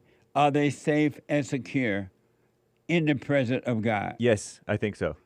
Well, if you were in the presence of God, it wouldn't even be a question. Thank you, Sharon. Thank you, Sharon. Make it clear for me. All right? I want to be fair to you. Make it clear. Thank you. Donnie Girl's idea on Rumble yesterday. Jesse Lee Peterson Rumble during Streams Church says amen with You the got to Rumble rant. know how to rumble. Thank you. Dion M. Amazing fellowship yesterday. Go to rebuildingtheman.com/church. Dion M_91 on IG during church says, so good, so simple, not so easy. That's right. Amazing. Thank you. The Key bought a coffee. Biblical question answer. This week's. For this week? Let's see here. Sorry. What is real power? Real, quote unquote, power is the ability to stand alone. Interesting. Interesting. I had to put my 2 cents in on Sunday, but very interesting. Thank you. Thank you, The Key. Piotr bought 5 coffees. Oh, yeah, Piotr says, thank you, Jesse and the team, for the best fellowship on this side of heaven. It was amazing finally to call in. And thank you, last Friday's show. Nice. Heard around the world by everybody and their mama. Much love from the UK. Thumbs up. Right on. Thank you. I appreciate that. Thank you. Someone bought a coffee with a Fallen State suggestion. Check them out. Would make a very interesting guest. Thank you, someone. Thank you. Appreciate that. Queto. Or Keto, bought a coffee saying, my name is pronounced Keto. It's Spanish. Answer to the biblical question. It's Spanish? It's Spanish. It's Spanish. And what is it? Keto. Keto. Yeah. Keto. Yes. Answer to the biblical question. What is real power? There is no such thing as real power. Just another made-up idea. Thank you for the fellowship Sunday. It was amazing. It was. Thank you. And I'll put my 2 cents in on Sunday about the biblical question. But you're right. Fellowship yesterday was off the chain, as Joel Friday would say. Really? What? He would say that? Yeah, I think so. It sounds like something he would say. Maybe. Chalice. Doesn't it sound like some Joel said off the chain? Possibly. Yeah. Nothing surprises me when it's from Joel. Anymore. He said that it was popping. Yeah. Yeah. Chalice, thank you, thank you, Keto. Thank you. I keep on calling him Cueto, even though he says it. Anyway, Chalice bought a Cash App saying thanks. Thank you. Bond JLP on Cash App. So, 7 coffees from Soul Conscious. Jesse, church was amazing. Thank you. Yeah, thank you. We did something a little different yesterday. If you didn't see it, make sure your podcast to see it. It was a nice little thing to do differently, huh? Yeah. Yeah. Amazing. Chucky V70 is a monthly paying subscriber on Rumble, saying wives with hyphenated last name equals beta husband. A man should never, ever, ever, ever marry a woman with a hyphenated name. Either she take on his name or no name at all. Stay at home. What if she changes her middle name to be her maiden last name? No. God said when a man get married, take his wife far away from her family and his family and start your family. You taking some dumb female with somebody's name, another name, that doesn't even make sense. What's the purpose to marry him if she's that stuck on her name? I agree. So there's Amy Barrett, Marjorie Green. Yeah, They're not Taylor or Coney. Uh-uh. And that's not hyphenated, but those they want to include that maiden name thing in there. Anything to keep from obeying their husbands. Amazing. Thank you. Thank you, Chucky V70. Age of Inversion gave a Rumble rant this morning saying... You got to know how to rumble. Answering the biblical question. What is real power? Real power is the ability to punish people for talking about the power you supposedly don't have. Thank you. Interesting. I'll put my 2 cents in on Sunday. That doesn't sound like a serious answer. It sounds like a bitter answer. Jealousy. Anyway, Retro Memento bought a Rumble rant. Fake news in Atlanta and Fulton County. Fake news in Atlanta and Fulton County religious leaders declared the whole county has DA Fannie's back. Fannie's back. Fannie Willis, the one going after Trump. Oh. The one who was maybe dating some other guy. I'm a taxpayer's here, and I disapprove of Fannie, also known as Fannie, and all she stands for, proving fake news is fake. Absolutely. Nobody care about that. That woman's saying. What the? Yep. Amazing. Thank you. Dawn, with another Rumble rant this morning, says, I had a crush on a teacher, and he was equipped to deal with my normal hormones and let me down gently. I thought I was in love. LOL. Lots of laughs. He was a great teacher. Nice. Good report. Thank you. Yeah. I like that. DJ bought a coffee. Is it okay to rejoice when noticing the devil trying to impose thoughts onto us? I find myself laughing at the effort of the devil as soon as I catch it. Is it okay, or is this another ego? It's fine, as long as you see what's going on. Absolutely. Thank you, DJ. Yeah. Dwayne, Zach, and Scotty bought 5 coffees. We love Jesse Lee. And today's show is amazing. Amazing. Thank you. And we'll have to read the rest later. When I come back, your phone call. Let me take a quick break. Your phone calls. Back in a moment. Thank you all very much. Back in a moment. We have a counseling service, and I have to admit, thanks to God, it is the best counseling service on this side of heaven. I counsel with men and women, families, individuals around the world. Most people are unhappy, they're miserable, They have rough lives. They're depressed, suicidal, young and old, of all races. I understand, I know why, and I do understand it. Because exactly what's happening in me is happening with everybody outside of me, inside of them. And I've noticed that with those who really, really, really want to understand, they overcome it just like that, out of one counseling session. If you need counseling, you can go to rebuildingtheman.com or call 800-411-2663. 800-411-BOND. Best counseling service on this side of heaven.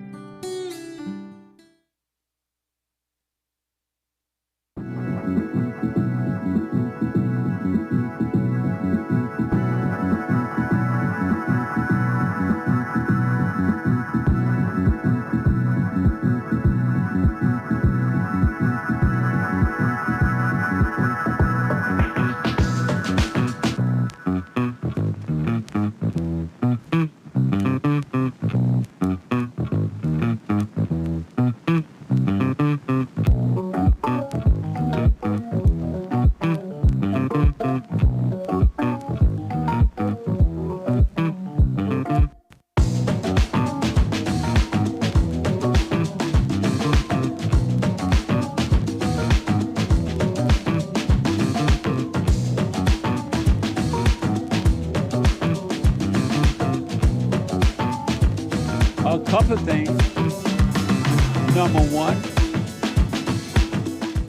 Number one, personalized shout-outs. I will do them for you. They're amazing shout-outs, too. Birthday, weddings, anniversaries, encouragement, personalized shout-outs. Go to cameo.com/Jesse Lee Peterson, whatever the occasion. And check out the merch, folks.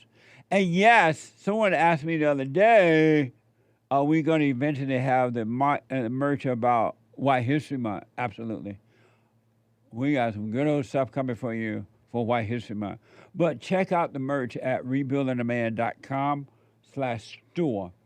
rebuildingtheman.com/store. The amazing Tar Baby is back. He's back. And the hats with the amazing Tar Babies.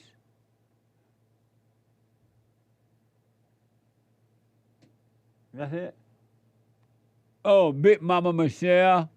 Big Mama. Eat up all the ribs. What the? And just other stuff. The Great White Hope. White Hope. The Great White Hope. Other stuff. Check it out, right? The merch is amazing. And make a donation to Bond. We need your support. Help us to help others. Go to rebuildingtheman.com/donate. rebuildingtheman.com. Let me go to Sophie out of Texas. Sophie, welcome to the show. You're on the air. Hey, Jesse, what's up? All is well. That's good. So I just, excuse me, I just wanted to update you real quick. Okay. I've been doing the silent prayer, and it's amazing. It blew my mind exactly what you said. And I caught myself like doing things without even thinking about it. Like I was sweeping my back porch, and I was like, dang, did I sweep it already? Or I was like, I already done that. And it's like I'm doing everything without thinking about it anymore. It's like I'm just doing it. And even when I don't feel like doing it, I'm just getting up and getting everything done. And it's so cool. And I'm just highly thankful. Like you've done more than what the psychologists that I've met with in the past. They couldn't do none of that. Like, they didn't talk about forgiveness. They kept asking me questions about my past. And I'm like, but I'm not there anymore. You know, like that's not me, you know? Yeah. It's like I'm in the now. And so that's what I was trying to focus on. And another thing is, you got to be crazy to go to a psychologist or a counselor. Those people have no clue. They have no clue at all. They really don't. Yeah. And I know I'm not, like, I know I've been told that I was crazy like multiple times. And I'm like, why do I have to be crazy to be in the present moment? That's you know right. What I'm saying? Absolutely. Yeah, so here's another thing. You know, my dad expired back in 2005, and, you know, he would always tell me, you know, just put yourself first. Just, you know, do what you got to do. Don't think about it, you know? Yeah. And he was the type of person that just let me do whatever I wanted to do, and he would tell my mom, well, don't tell her anything. She'll figure it out on her own. She'll do what she needs to do. And it's like my mom does the same thing now. Like, she doesn't think about anything. Sometimes I tell her, man, you're so mean. And she's like, no, I'm not mean. I'm just honest, and I'm being real. Like, I'm a realist. I just tell it like it is. And I'm starting to pick that up now, especially since I've been doing the silent prayer. And then another thing. Okay, here's my question. So I'll hear a song on the radio or something will come up on YouTube, and I'm like, dang, I didn't want to hear that song. Or it's like a catchy song, but I can't get it out of my head. And I'm like, dang, how do I get this song out of my head? Like, and then somebody had told me, well, just start singing that Roxanne song. You know that Roxanne song? You know what I'm talking about? No. It's that Roxanne, turn on the red light. You know what I'm talking about? You never heard it? No. Okay, well, you got to hear it. It's a catchy song. But they said if you sing that Roxanne so they told song, you to go from one catchy song to another one? I'm sorry, say that again? They told you to go from one catchy song to another catchy song? Yeah. Yeah. But so now it's like, I mean, how do I get these songs out of my head? They're not thoughts. Now it's like songs, and it's songs By that not I making really, a big deal, let it pass. No big deal. it's not a big deal. Okay. Just let it pass, Okay. not a big deal. Okay, letting it pass. Okay, cool. I'm doing that. So yeah, I just wanted to update you that, I mean, everything that you said, it's so real. It's like, I almost feel like I'm in a dream. Like, it's so surreal because I can't believe that everything that I'm doing, I'm totally working on myself. I'm not even thinking about dating. I don't even think about marriage. I don't think about none of those things. I just, I'm letting the world spin, and I'm living life, and I'm so thankful for you for just being you. So that's welcome. Pretty much what. And stay with the prayer, stay with it, stay with it. It's gonna be amazing. You haven't seen anything yet. Oh man, I can't wait. It's so amazing. You're an amazing person. Thank you so much. Thank you. God bless you. Thank you. Likewise. All Take right. care. All right now. Amazing. I want to show you this really fast about weak leadership. We have it in America now. You know it. I know it. Everybody and them, and they mama know it. Donald Trump is the only real leader in America today. Really. Here's an example of weak leadership from Fox. Columbia University president negotiated with the terrorists. Can you believe that? Watch this from Fox. Well, first of all, Maria, this is a crisis in higher education, and I want to thank our law enforcement officers. You played the clip of the NYPD, but who has failed are the university presidents. Our law enforcement have done the right thing, bringing security back to these college campuses. But our university presidents, whether it's Columbia, whether it's Harvard, Penn, whether it's UCLA, Michigan, Yale, the list goes on, they have failed to protect Jewish students. They have also failed to condemn anti-Semitism. This is a well-organized entity of far-left Democrat radical groups domestically. It is well-funded, well-organized. But in addition, there is a foreign funding piece that is very important that we get to the bottom of. We need to not allow that foreign funding, and that is going to be an important legislative solution. In addition, any individuals who are part of these pro-Hamas riots or pro-Hamas encampments who are on student visas, those visas need to be revoked, and those individuals need to be deported immediately. You notice how they have all these females in charge of these schools and government and all that? Nobody care about the mama spirit. The mama spirit, it was in the home and destroying everything. Why do you think the mama spirit going to work outside of the home? They are putting these females in charge of these universities and jobs and businesses. It's just more of the mama spirit at home. It's not going to get better. They don't even like mama spirit. Why would they listen to her? It's going to only get worse. It's going to only get worse. Satan is putting his children in charge of the government, of the universities, of the family, of the churches, and he's going to rule. He's going to rule on this earth. Now, he doesn't have to rule over you if you take control of your life, but if you don't, he's going to rule over all the rest. Because he put his devils, his demons in charge, the female spirit. Have you noticed that? Why don't you notice that at least? And then they rejoice about the female taking the control of, or taking these roles in these schools. It's not going to help. It's only going to get worse. The females that are out there protesting and the males that are protesting, they don't care about mama. It's the father that they're concerned about. Satan is okay with these. He loves these women taking over. He loves it. There's no authority. He is the authority over them. I would smoke on this if I were you, but do what you want. You're praising these women that they're taking all these control like this. It ain't good. God in Christ, Christ in man, man over woman, woman over children. It's not the other way around. It's never going to be the other way around. It's never going to work. And the Christian women say, oh, well, God just use whatever he can. No, he doesn't. He lets you suffer. And you think that is shocking. This is really shocking. This is from the Daily Mail. The shocking moment a Palestinian protester at UCLA tells the counter demonstrator, you're just a white man or a white person. You're just a white person. We don't like white people. As protests continue. Watch this from X. You're just a white person. You're a white person. Get out. We don't like white people. Oh. Free Palestine! You're the devil.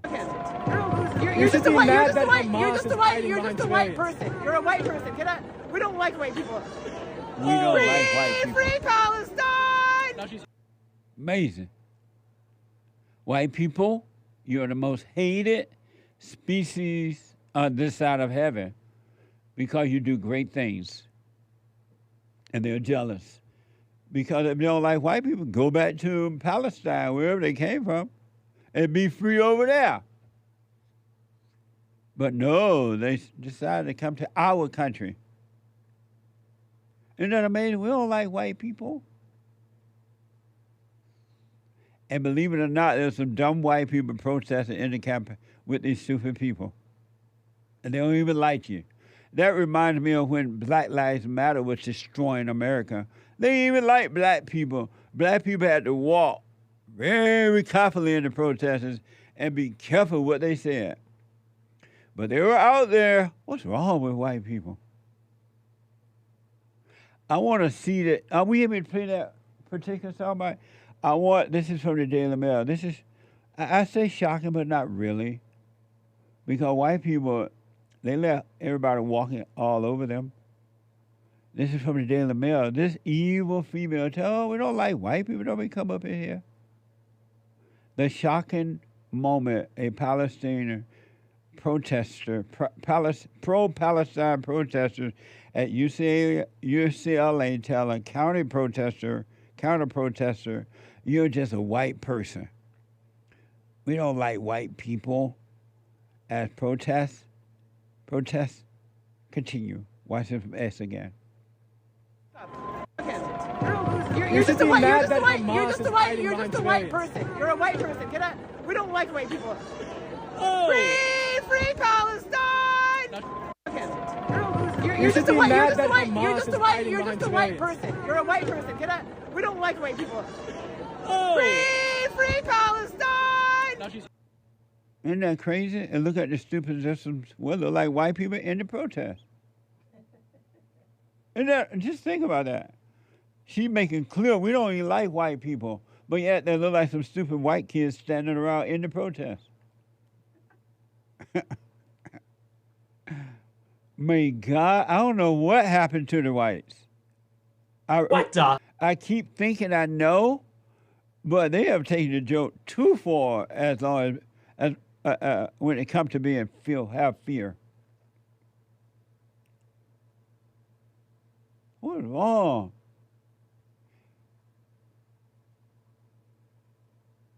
I don't know. I just don't know.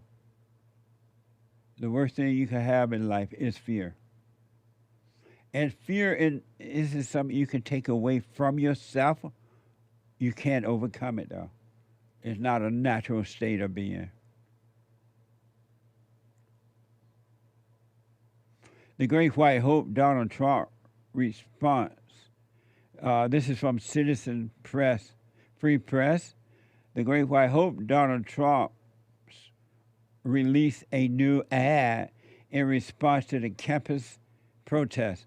Watch what the Great White Hope had to say. This is from Donald Trump. While campuses struggle to get control of their students, at UNC Chapel Hill, they are bringing order back. Students restoring the American flag and singing the national anthem. Patriotic fraternity brothers stepped in and said, "Not today, Hamas." The group of frat brothers defended the American flag from anti-Israel protesters. I held the Israeli flag, and they held up the American flag while protesters chanted at us, screamed at us. I was told to kill myself about 50 times, called a white supremacist, a fascist. Giving us some hope there that not all college students have gone woke. They should be celebrated for, and what be more rare is their bravery, their willingness to stand up and exhibit that patriotism. There are many people that love this country. I'm very proud of these boys and very, very proud that we have parents that are raising good kids like this in our country. I love America. There are still patriots in this country that actually want to fight and would sacrifice themselves for this flag, this country. It's good to know that there's some patriotic young men out there supporting the flag still out there. Don't bend a knee to these people.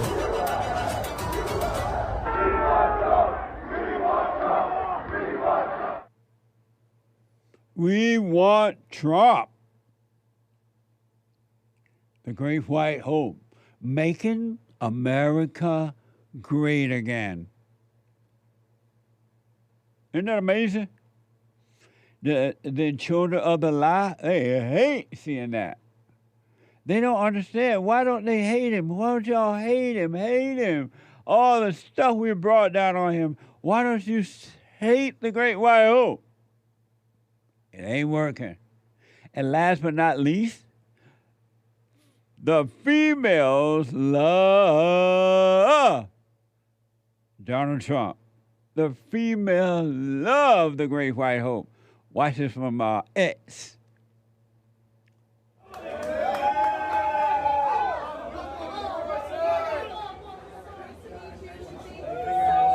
you so much. We're voting for you.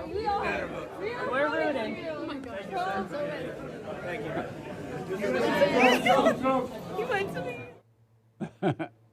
They love Donald Trump.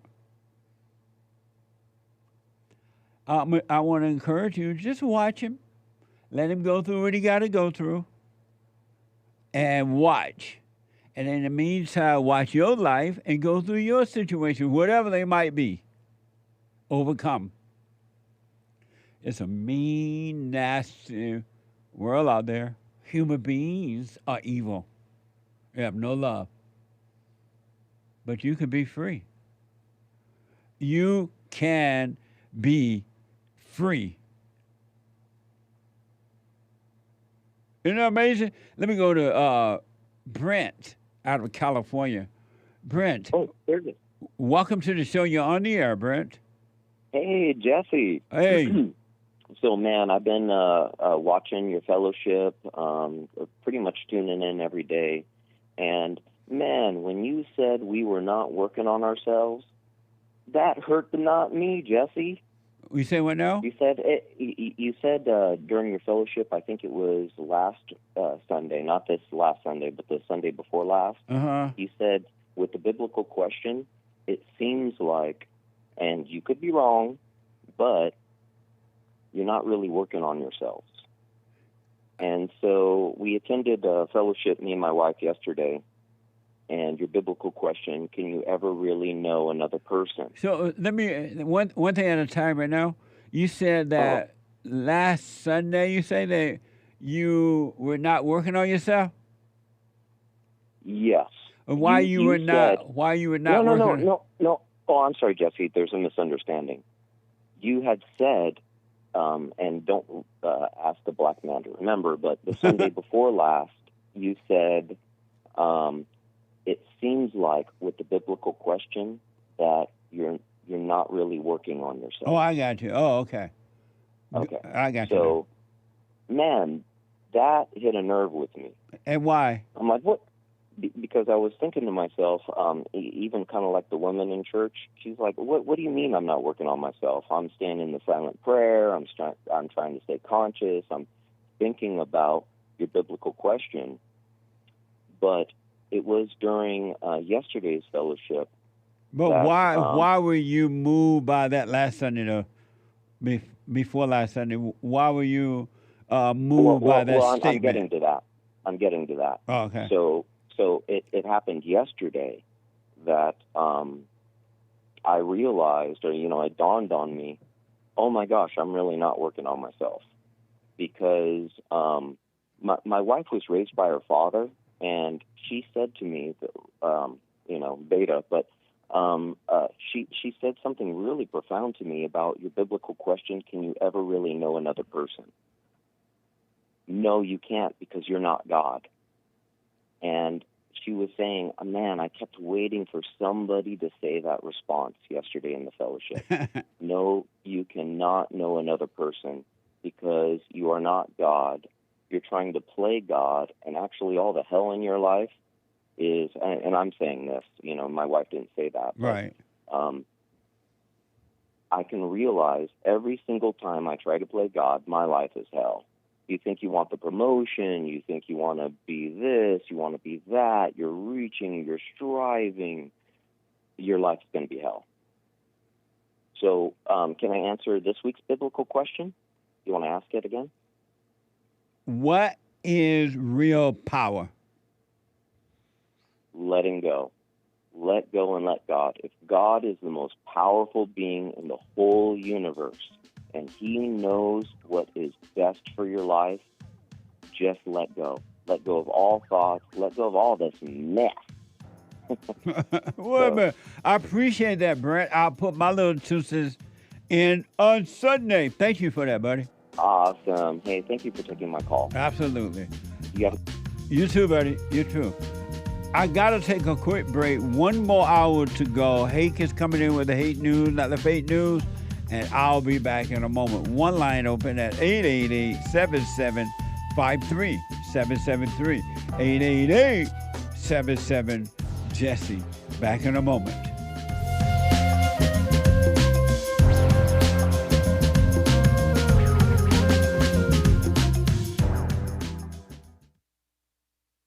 Hey, listen, before I ask my question, I want to thank you so much. The silent prayer, I'm 50 years old. At home, we have a 16-year-old, 14-year-old, and a 10-year-old. And I got to tell you, introducing the silent prayer to my family, instead of just sitting down and saying the same old prayer over and over again before we eat our meal, to just be silent, bringing all thoughts into captivity. Brother, that has been such a huge, huge blessing in our lives. I just want to encourage anyone to try that out. It's amazing to look around after we've done our silent prayer before we eat, to see the excitement in my kids' faces, like, oh yeah, Dad, I had a bunch today. Or the other one will be like, yeah, I had a couple things that I've been thinking about. It really takes root, Jesse, and so I want to thank you so much, and ever since then, it's been absolutely amazing. So thank you so much. You're welcome, Tony. Stay with it, stay with it, stay with it. You're going to know God and his love. It's going to be amazing, man.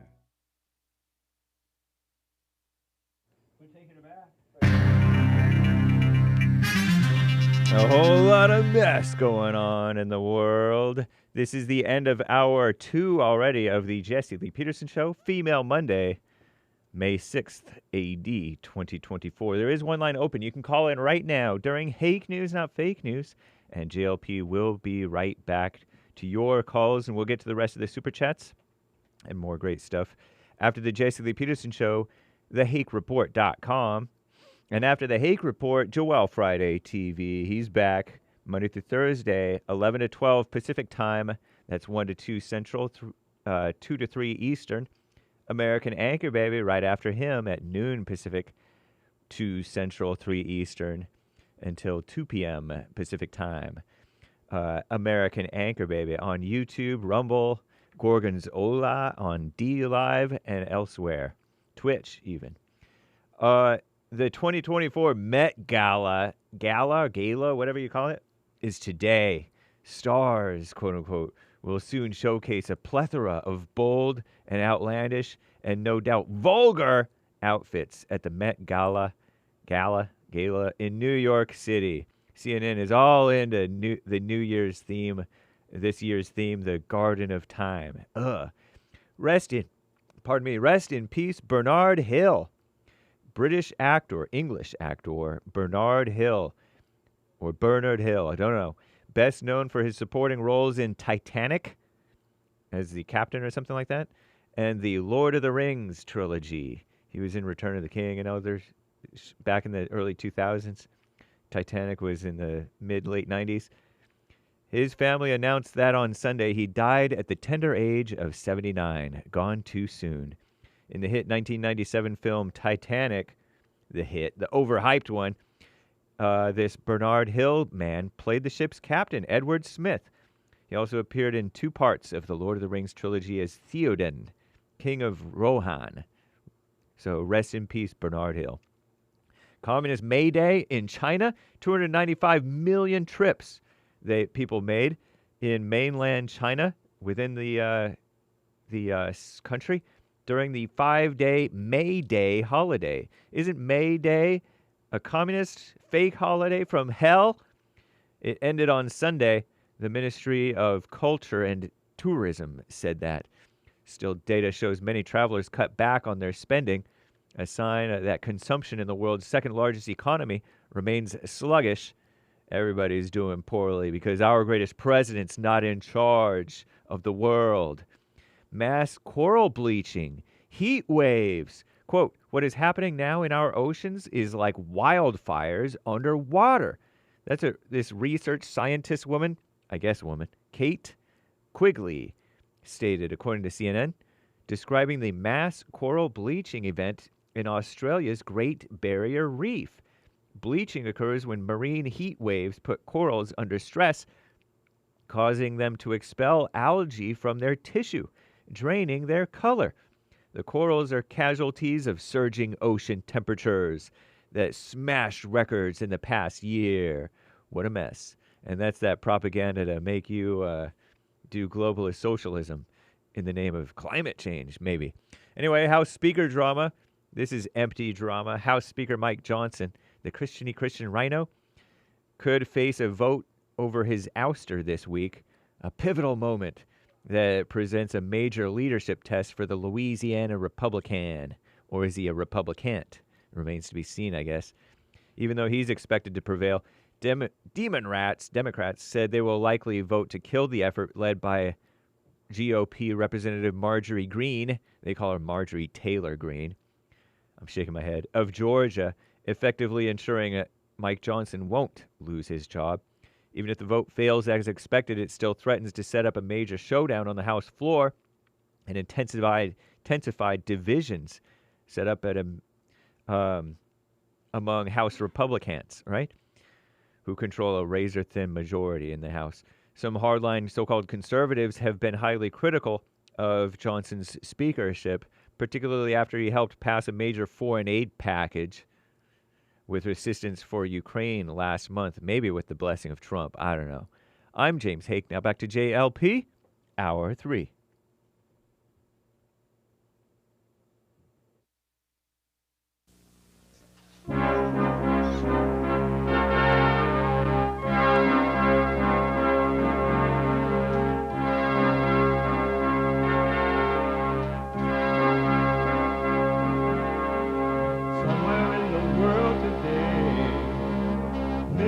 to stand up strong, face the truth about themselves, to understand what went wrong. I know we can find a way. I know we can find a way. I know we can find a way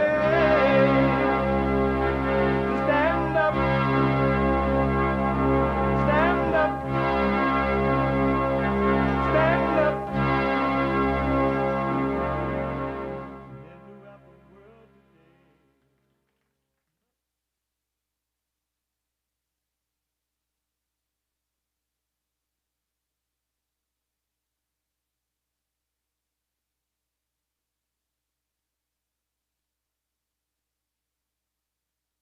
Uniting the races with truth instead of dividing them with lies. We're also rebuilding the family by rebuilding the men. I am Jesse Lee Peterson. Welcome to the third hour of the show already. Believe it or not, the third hour is amazing. You can get involved. There is one line at 888-77 53773 888-77-JESSE JESSE. Brand new biblical question, and it's a doozy. Brand new biblical question. What is real power? What is real power? Isn't that amazing? What is real power? I hear a lot about real power. Power. Dun, dun, dun, dun, dun, dun. Power. What is it? What is it? To donate and have your comments read out loud, go to buymeacoffee.com/Jesse Lee Peterson. Buymeacoffee.com/Jesse Lee Peterson. Or JLP on Cash App. JLP on Cash App. And then y'all are busy, and a lot of you are protesting, whatever you're doing. Fighting one another. Everybody is joining forces on one side or the other, and nobody going to win. But at least the fun of pretending that you're going to win. So if you, whatever you're doing, you could be listening to the show on your iPhone or iPad by calling the listen line on TalkStream Live at 641-793-1500. 641-793-1500. It's Monday. It's the third hour on Monday. Every Monday is Female Monday.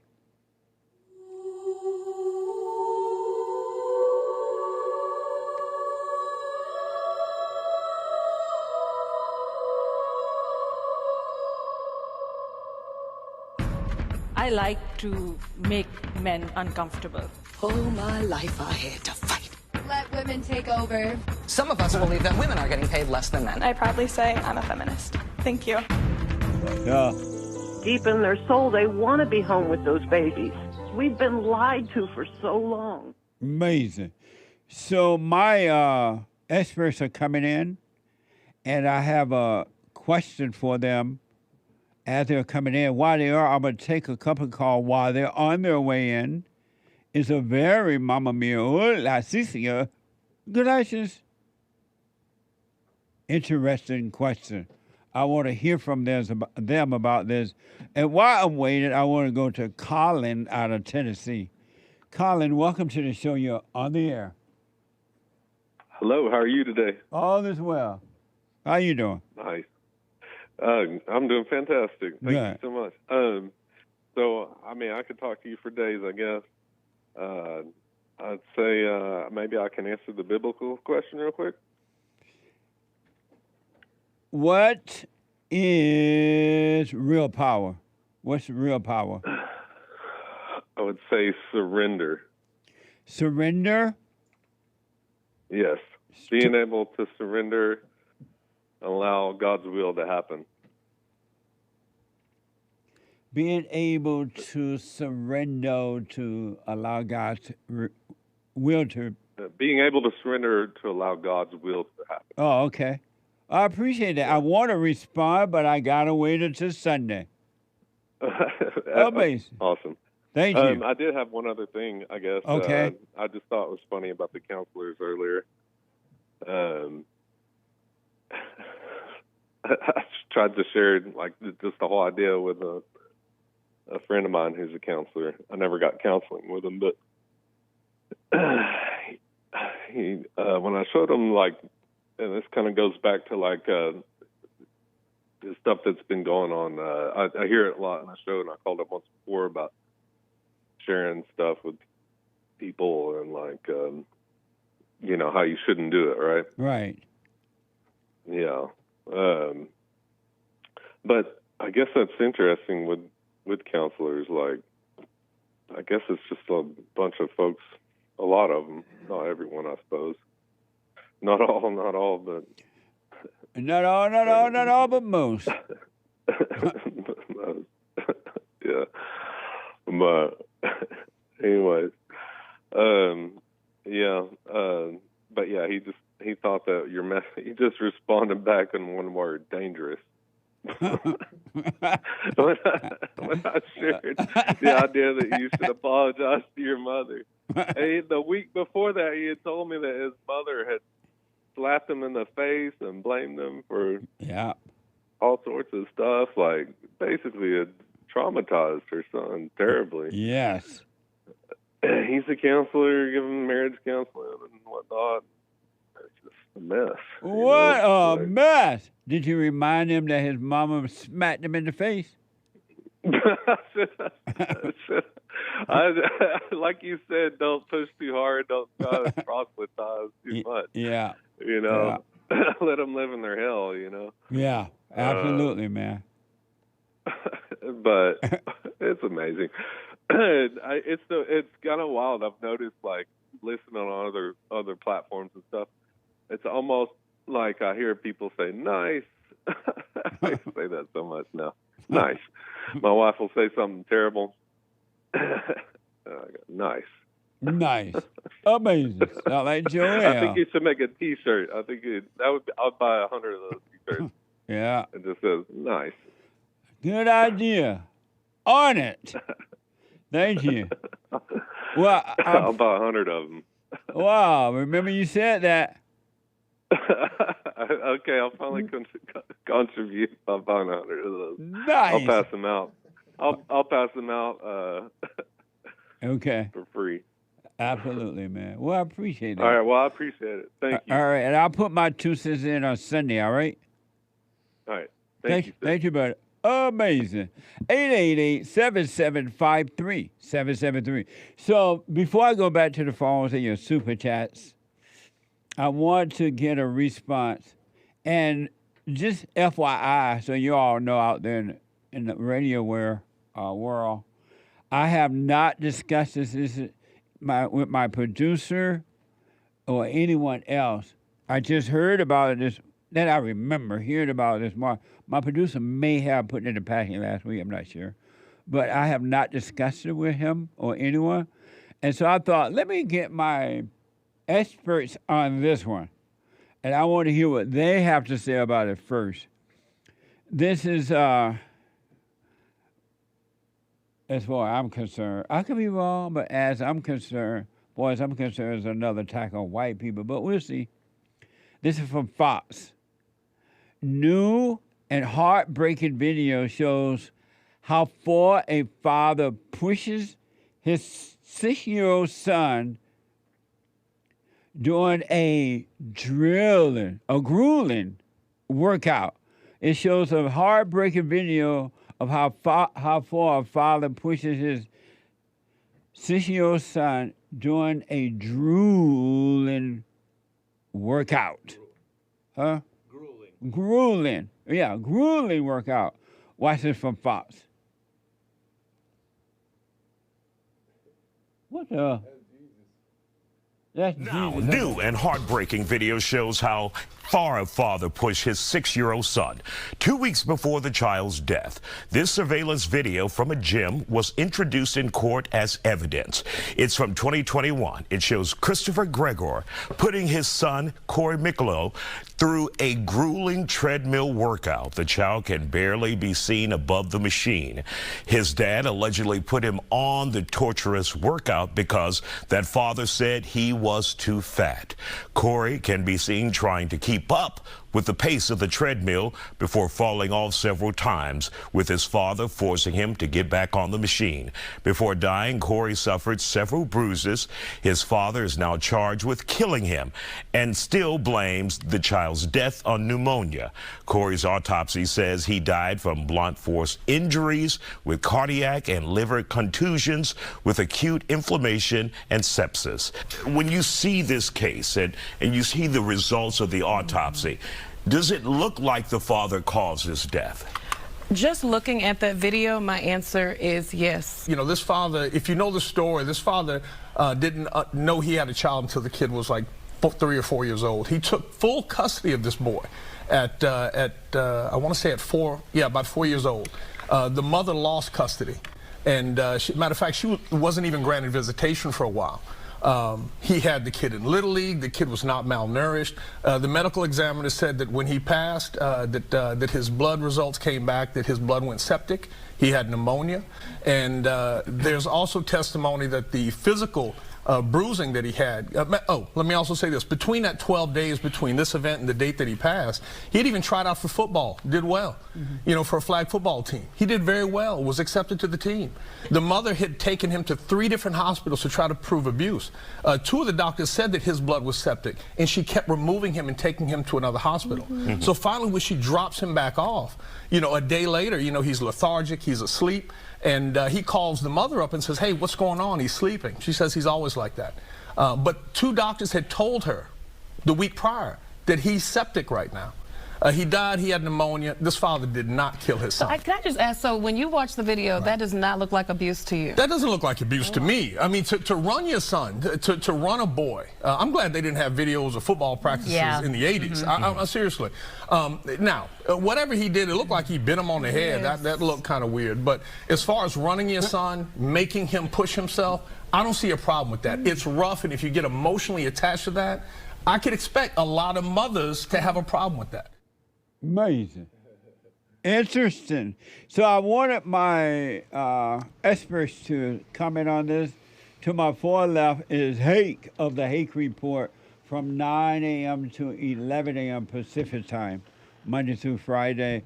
And to him is Joel Friday. He black.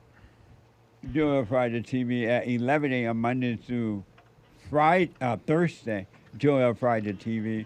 And to my far right, way over yonder, my producer, Sean, and one of the experts here, so is Joel, one of the experts here, and the American Anchor Baby. The American Anchor Baby. Monday to Thursday. And then Hassan, an expert here, and audio engineer. I'll go with you first, James. What do you say about that video? That was the last guy was very interesting. I was surprised to hear a sort of mainstream media person like that light-skinned guy who was talking. Right. Say that it didn't look like abuse. Say that parents run their children, fathers run their sons. Right. But when I first saw this story, that's like shocking to see him like force his kid to run so fast on a treadmill and get up and keep on getting on there. That looked ridiculous. And then he died 10 days later, I gather from the story. Well, it's all like he had already been sick from the mother or something. Something was happening when the mother had him. Didn't it sound like the guy was saying that the mother that he was already sick? Or I don't know if it was after or before that. Well, okay. All right. But that looked awful. And if he died from blunt force trauma several days later, it's possible that he had something to do with it, with that letting the boy fall like that over and over, making him get back on there. Did it look like child abuse? I don't like that word, but Me yeah. neither. But yeah, it did look wrong. It did look, if you want to use that word, abuse. It looked like the father was being ridiculous. Okay. You say, Joel?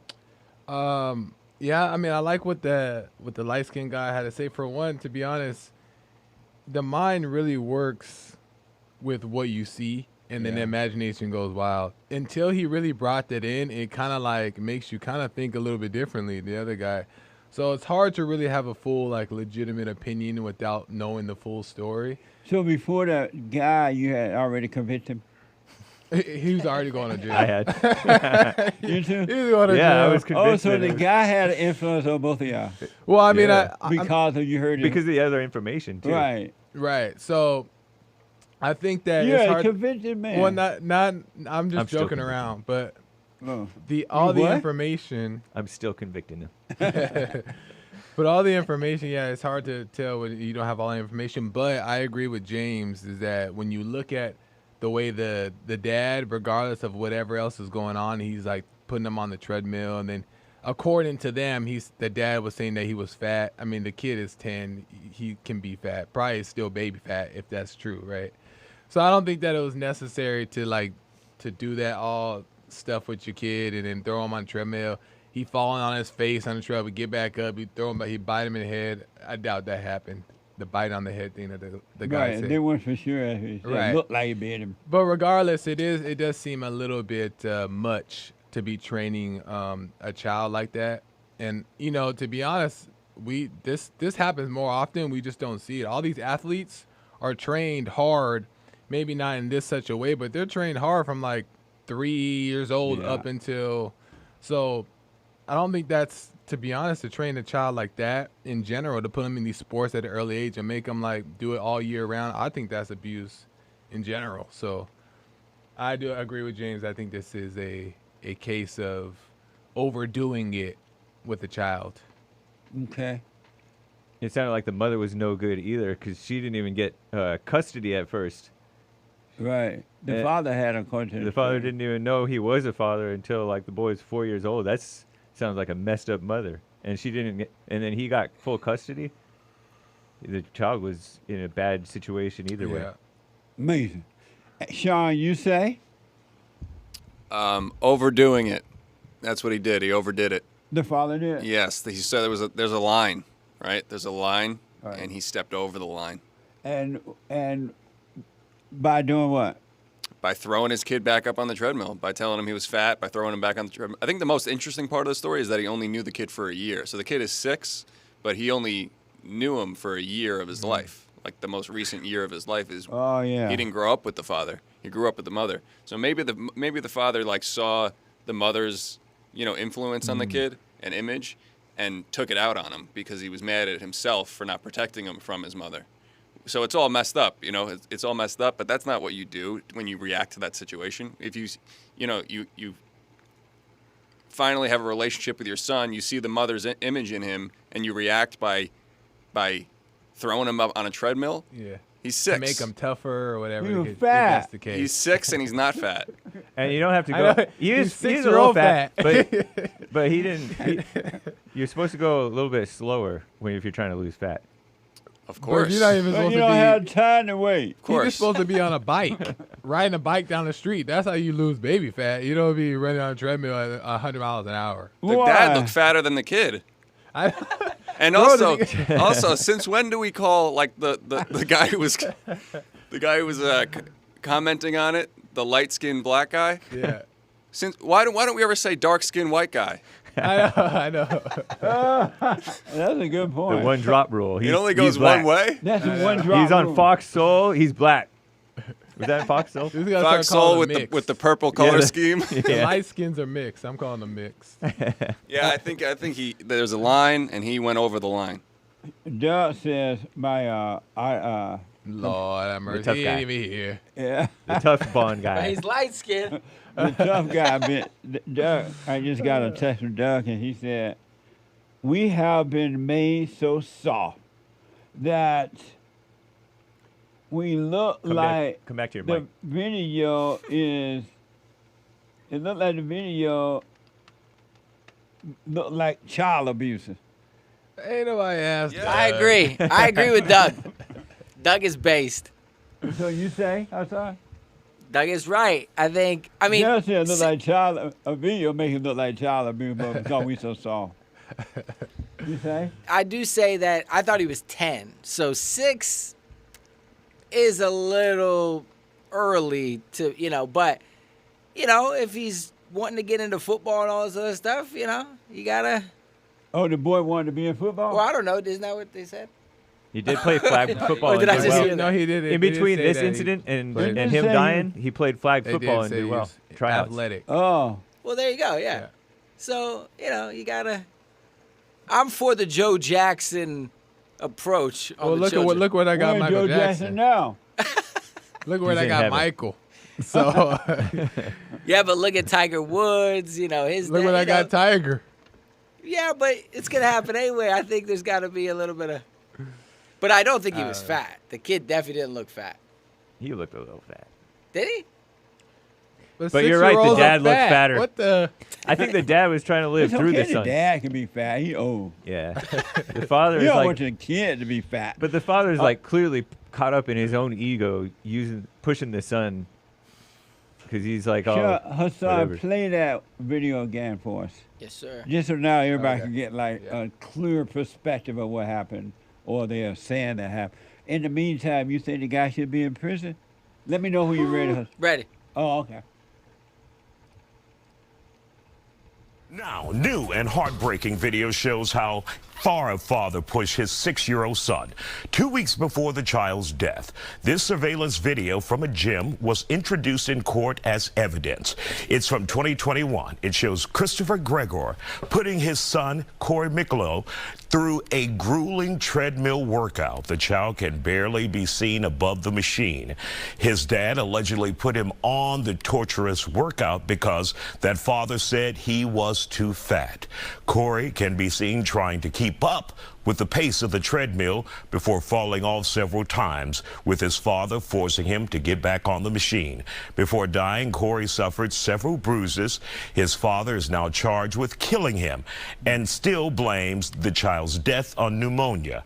Corey's autopsy says he died from blunt force injuries with cardiac and liver contusions with acute inflammation and sepsis. When you see this case and you see the results of the autopsy, does it look like the father caused his death?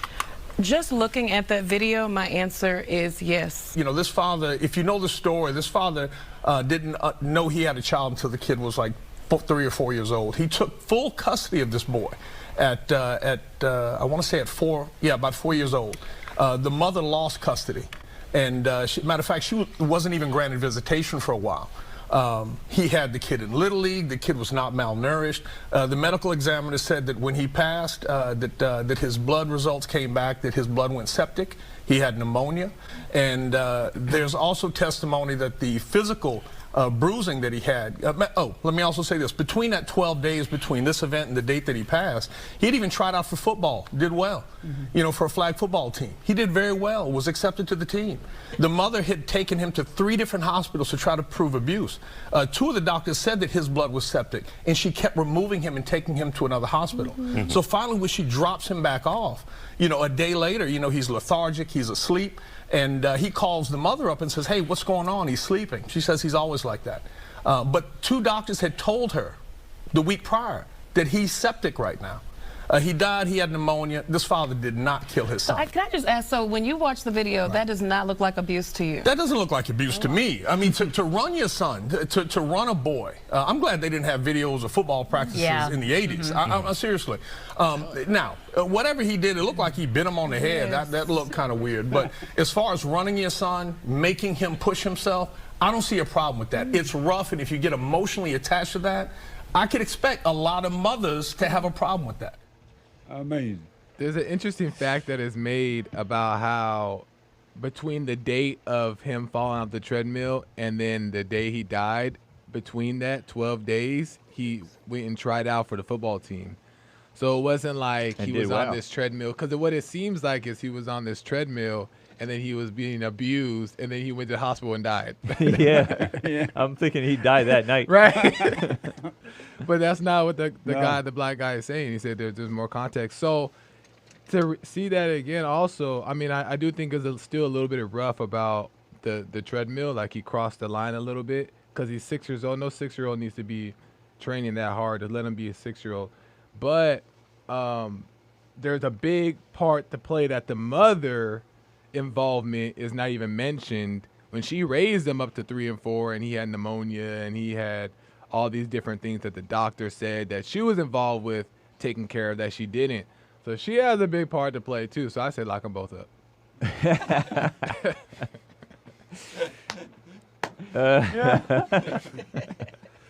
Throw them both away. Oh, man. What does Anchor Baby say? Yeah. I mean, go ahead. I don't know where the septic blood came from. I was about to ask Sean about that. Because could What did that his mean? blood become septic from like internal injuries from falling down, or is it from infection? From like what? An It could- infection, but where do you get infected? Pneumonia is infection. But do you get pneumonia from like internal injuries and then you Possibly. catch pneumonia? It's unclear. That's the whole thing, right? It's unclear. But not from the running. It could be though. Could But be. because the Running whole and question, falling, though, the 'cause whole falling, crux is he got some blunt force trauma on stuff, which is just another word for bruises. But Sure. it's like But it could be. serious Yeah, stuff. But does it He's septic mean contusions and that stuff? you use the toilet?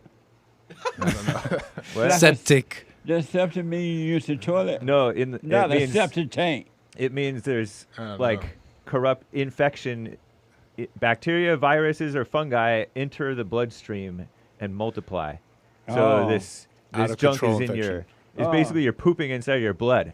It's like out of control infection. It's what the do you- last stage of an infection. It's pretty much like when you're about before dying. Well, what And do you so the think evil about all mother's this? trying to show evidence of abuse, and these doctors keep on telling her that he's septic. The septic. boy's septic. Oh. But she keeps And- on taking him out of the Exactly. hospital. And there's no See? physical.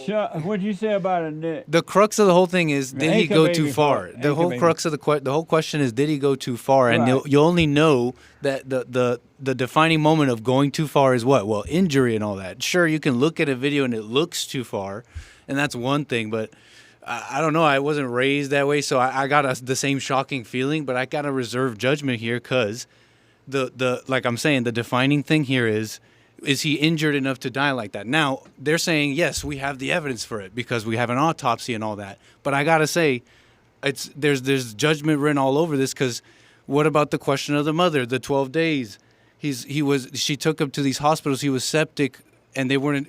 It's too many questions here for me to say that I'm positive that he went too far. And it's so the most evil thing is they got you looking at this video and they got you feeling over this video and they're using that as like evidence. Yeah, the light skinned guy made a great point that That's why I like the light skin guy. Your emotions make you want to react to it, especially mothers. But my emotions made me react to that. Yeah, me too. But but if you have to go to some autopsy to prove something, prove a murder or whatever, Right. like they had to do with Derek Chauvin, you can't convict anybody on if you have to rely on some expert. When did Right, Doug it should be say- clear. That's interesting. Doug, give me another tech. My engineer. Maybe it's something his mother did. I thought I heard him say that the mom dropped him off and the dad was wondering what was wrong with him. Yeah, because he was so sleepy. Right. Yeah. He was So you like could- lethargic. So it's clear that either story here fits. So as a person, let's say I was a juror or whatever, either story fits for me, so I cannot convict. Like it could be that he was infected from the pneumonia or he was injured, but here's the thing: they say liver contusions and all that. It may have looked nasty on the video, but come on, liver contusion, like I don't know. Maybe I'm putting too much emotion on the word, but that was a fall. I've never fallen and gotten a liver contusion. Maybe his ribs poked But his you liver. also got to keep in mind that he is. I'm just sick. saying we're going at sight Yeah. and then evidence. So I you cannot saying, convict. I think they both have to suffer, but outside of Are you jail. saying if it don't fit? Yeah, You must acquit. You must Yeah, you acquit. gotta go. I'm just talking about this case and all that. They don't. Gotta go. This is not about Let me justice. take a quick break. Back in a moment. It is the best counseling service on That this side of didn't- heaven. I forgot I counsel July. with men and women families, individuals around the world. Most people are unhappy, they're miserable, they have rough lives, they're depressed, suicidal, young and old, of all races. I understand, I know why, and I do understand it. Because exactly what's happening in me is happening with everybody outside of me, inside of them. And I've noticed that with those who really, really, really want to understand, they overcome it just like that, out of one counseling session. If you need counseling, you can go to rebuildingtheman.com or call 800-411-2663. 800-411-BOND. Best counseling service on this side of heaven.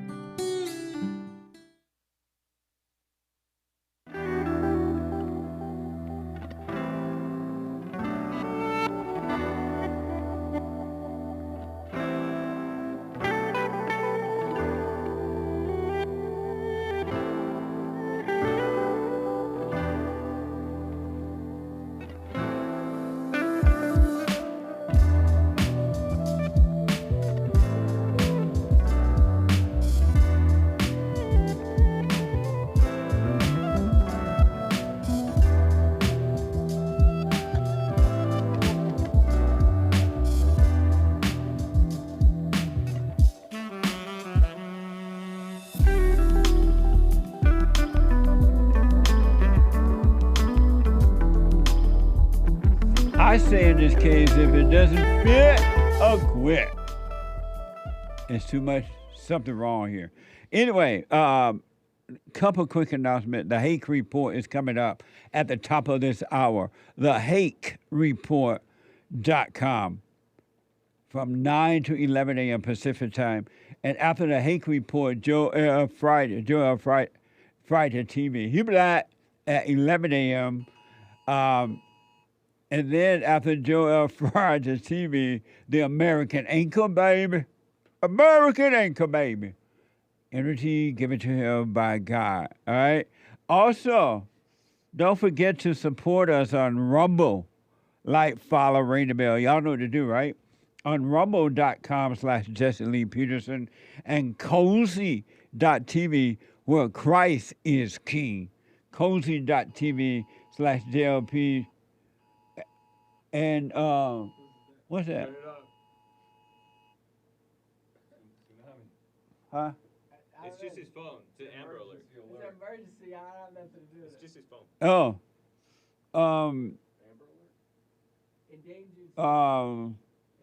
Silver Alert. I forgot. Oh, JLP Talk on X. JLP Talk on X. And last but not least, Jesse Lee Peterson on Instagram. Follow, like, ring the bell, blah, blah, blah. All right? And the treasure chest is now open on D-Live. And I'm going to get to your super chats and everything. I want to wind this down, this subject about this kid here, and then let me ask first go. Hey, you say. You have to let them off. You just let them suffer. The loss of their son is punishment enough. Okay. Yeah. Yeah, I mean, I'm just messing around about throwing them in, it depends. Well, to be honest, You messing around? Well, I mean, there needs to be more investigation to find out if they really should be in jail or not. I'm just messing around when I say throw them in jail. But did chat yell at you or something? And no. But there is something to be said that a 6-year-old's body is still developing. So whether boy or girl, and this little boy, when you have the top speed on a treadmill and you're having him get on and he's falling and stuff like that, all of his bones and all of this stuff is still fragile. He's growing. He's a growing boy. So, but suppose the kid was loving it. But he's not loving it though. But you don't know. We can hear his voice. But you're looking at him bang himself on the ground and he can't get back up. But still be jump up and running again. I mean, loving it. Well, that's a little bit. So fun. Let me back on. That's a little bit of a delusional take, but. Oh.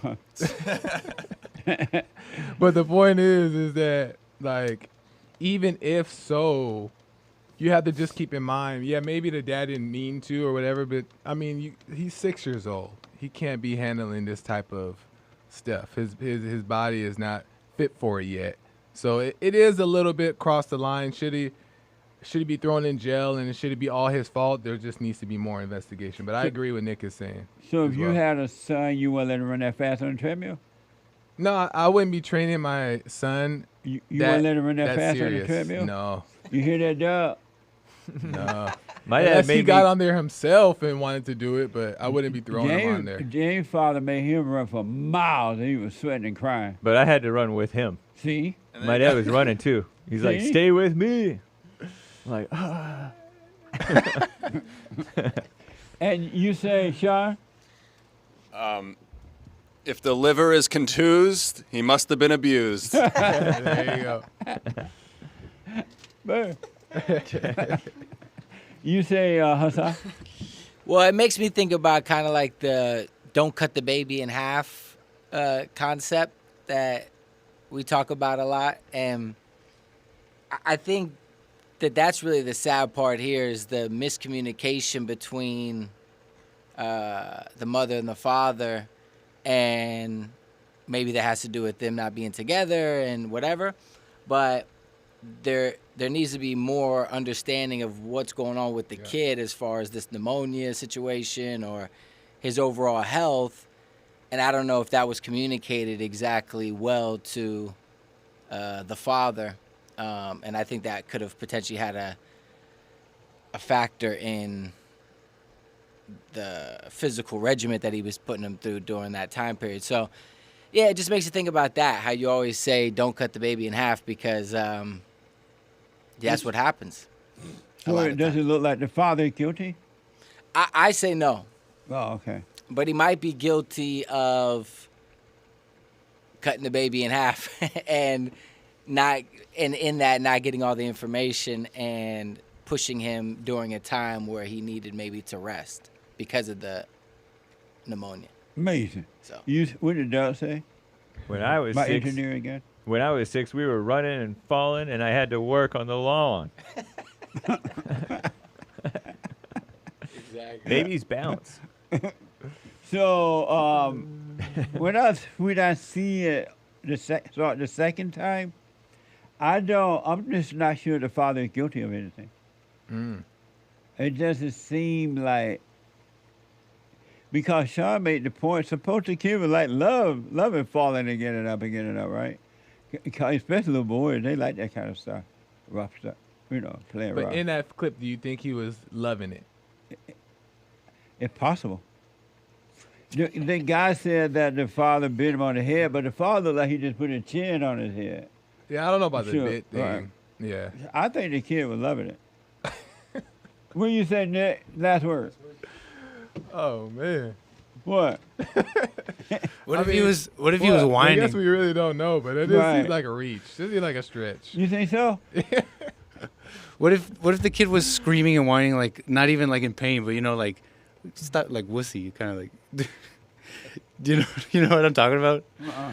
Like kind of like wussy screaming, not like in actual pain. Right. Just like maybe girly But screaming. I don't think like happy. And it's like, okay, just come to on. say happy. I'm just saying, look. I wish we could have heard the sound of the little kid on the wheel. For sure. Right. Like Joel said, you we don't have enough information. Like you're saying, people are saying like, oh, the treadmill was too fast, or like other things. Like we just don't know. And the proof for me that we don't know is that they're not telling us what about the days that she had him and took him and sepsis and the pneumonia. Look, it's just judgment written all over it. They put it on Fox Soul on top of that too. Let's get the black people to comment on this, white people. And so it's judgment written all over it. Got to reserve judgment. And they're convicting men over these things. Look, they're putting those parents in jail for the gun thing. Amen. They're trying to put men in jail. So if we got to think about it like this, we're jurors. Imagine if you were a juror and your jury of your peers and all that. They're convicting men over these emotional responses to stuff. Okay. Especially white man. And this father, he's a kid himself. He looked young. He still had baby fat, by the way. The point that Doug was making, Doug used to play baseball, and they used to have really tough workouts, right? Yeah. And he still had to go home and cut the grass. He had to be a kid, do his work at home. And that's the way guys used to be when they were growing up. I mean, I had to. We were pretty hard in sports too when we were playing. Oh, in your dance class? No, I didn't dance growing up. I played sports growing up. Mowed it. In your flag football?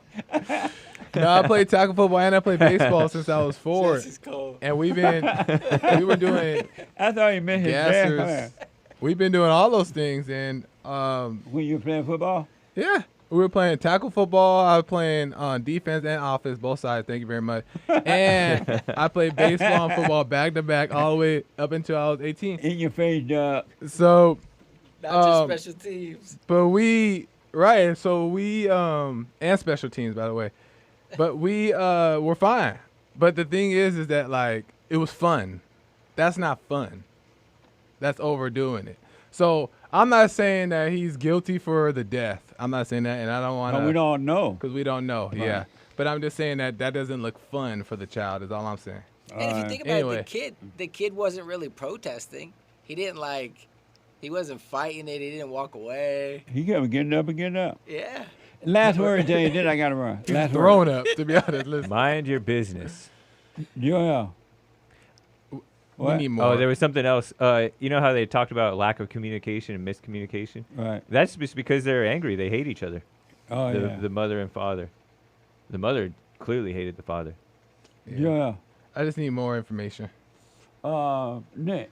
I don't know if I would have. I don't know if I said this, but personally, I don't know if I would have acted like that. Like what? Like the father, because of the way I was raised, maybe, and I might be beta for that.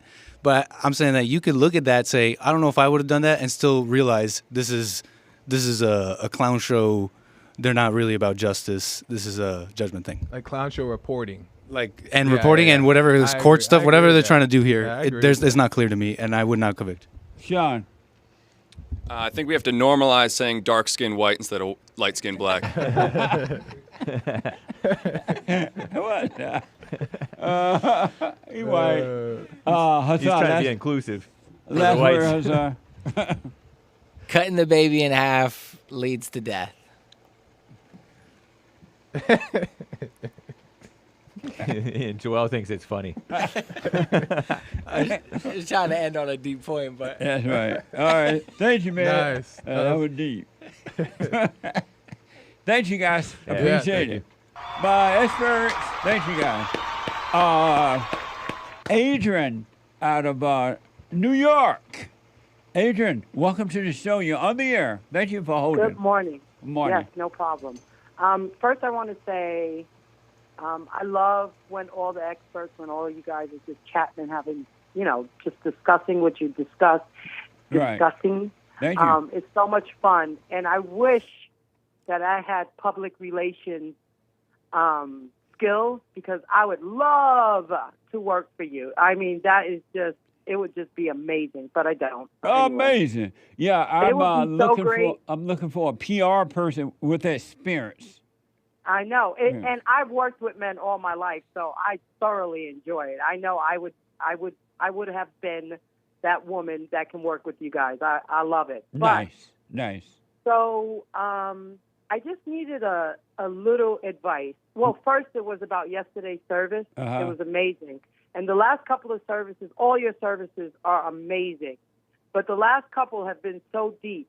And so yesterday, in a nutshell, you were saying, so when these things go in our head and we see our behaviors and we acknowledge that this is still in me, I think what I understood was that you were saying that, so when I see these things in myself, I try to be still, but I realize that I'm still trying to fight the thought. And are you saying that fighting that thought in whatever unconscious way you're doing it is what's prolonging the issue? 100%. Okay. When you fight the thought, you give life to it. When you don't fight it, you give death to it. It'll be destroyed. So that means just let the pain go through, watch yourself doing it. Don't even try to change it in that moment. That's even right. though it hurts you to see yourself allowing yourself to be used or falling for the lie of being used the way you're being used. If you want to be free, you got to take the pain. You got to let the hurt happen and it'll be taken away from you. Absolutely, because every time you try to fight it, rather than take the pain of it or watch it, then you give it life. I'm telling you, every time. God is trying to save you from the pain, from the evil spirits. Right. So, but does that also mean, am I fighting it when, say, I'm in the middle of something and I see that other spirit of a little annoyance coming out, and then I'll just stop. But as I'm stopping, when I stop, I feel the pain because I hear the thought of, you see, you failed again. But then I'm like, it's not me, so I'm just going to feel the pain of it. But I'm not going to speak on it anymore. I'm just going to shut my mouth. Yes. Is that okay? That's right. Just watch it. Don't argue with it. Don't fight with it. Don't struggle with it. Do nothing but watch it, and you'll be saved from it. Okay. Can I give you one more example? Yeah. So I when I was in Florida, I decided to work part-time.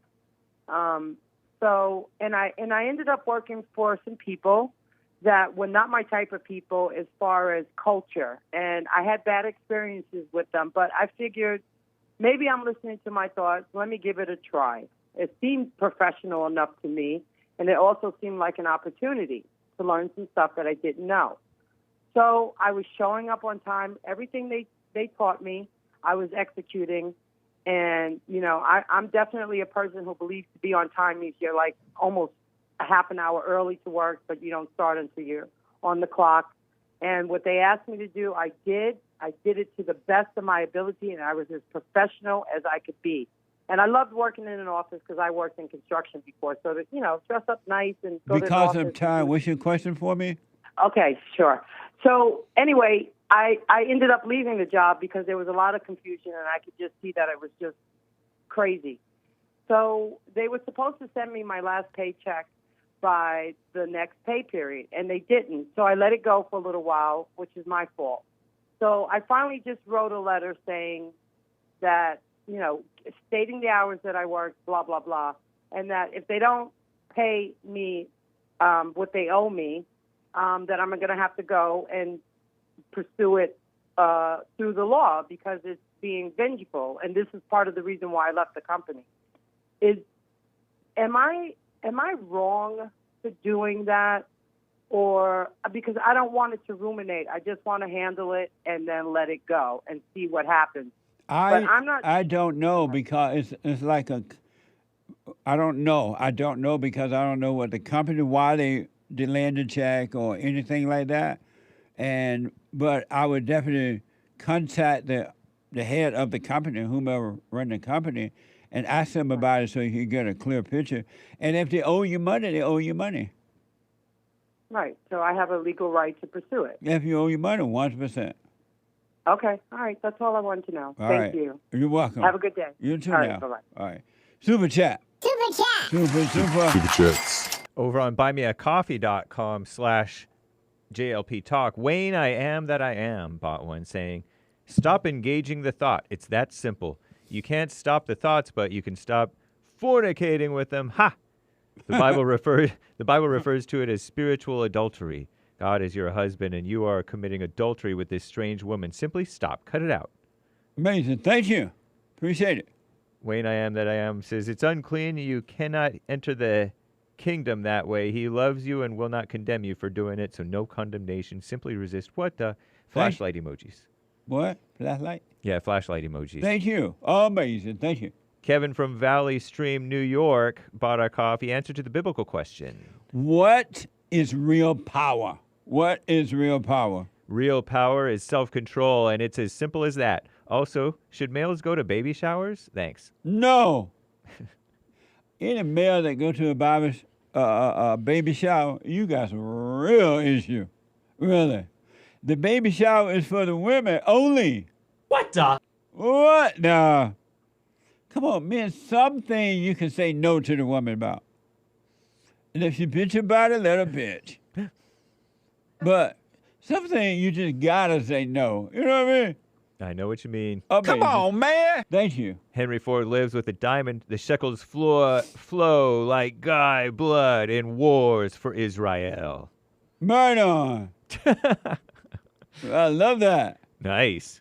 Thank you. Amazing. Thank you. Thanks as always for the support. Yeah. Jay Morales, 50 coffees, very generous. Thank you.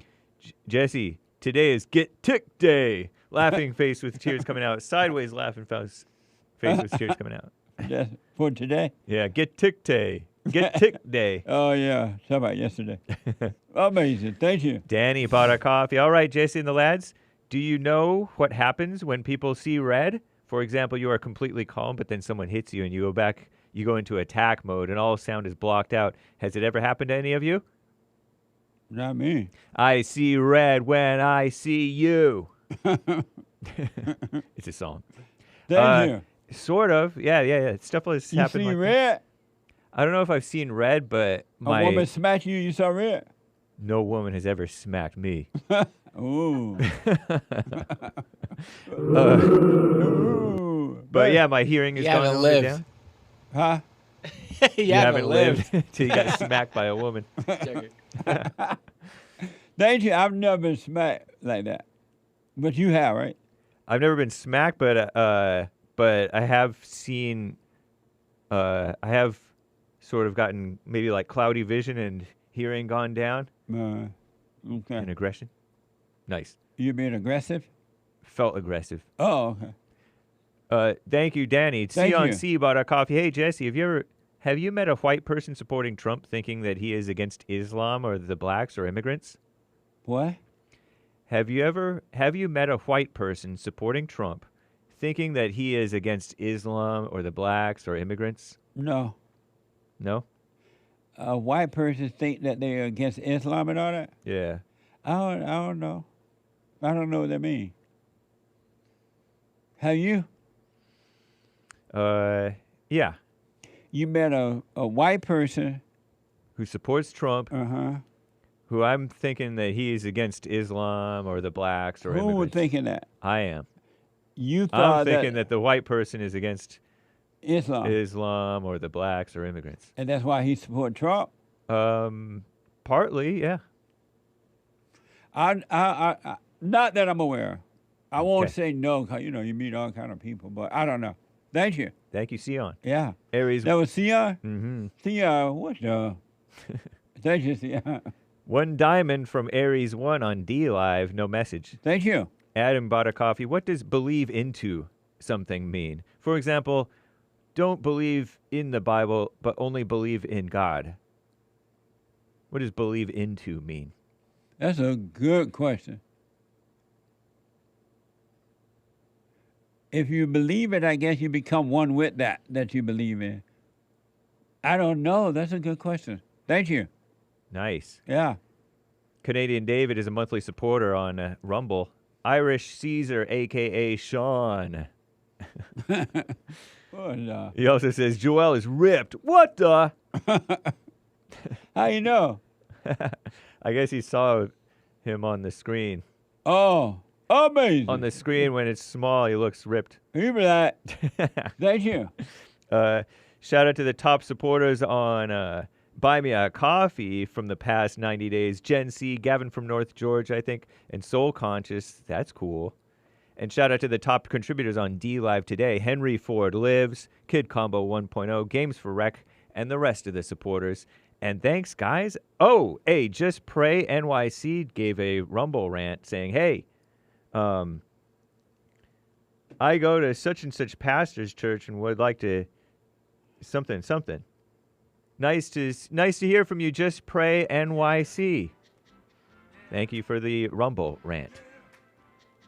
Thank You you. gave the Rumble rant. Amazing. Appreciate it. Thank you. And then let me just double check over on Buy Me a Coffee. Any late coming? Link bought a coffee. I wonder what the main commentator of the video would have had to say about the facts of George Floyd's death. Amazing. Good question. Yeah, very good That light-skinned guy, or the dark-skinned white, as Sean, the Irish Caesar, would have us call him. Very good question. Absolutely. And thank you, guys. That's all for now. Thank you. Amazing. What did you think about that interview last Friday with on the Fallen State? Say again? With Perez Hilton.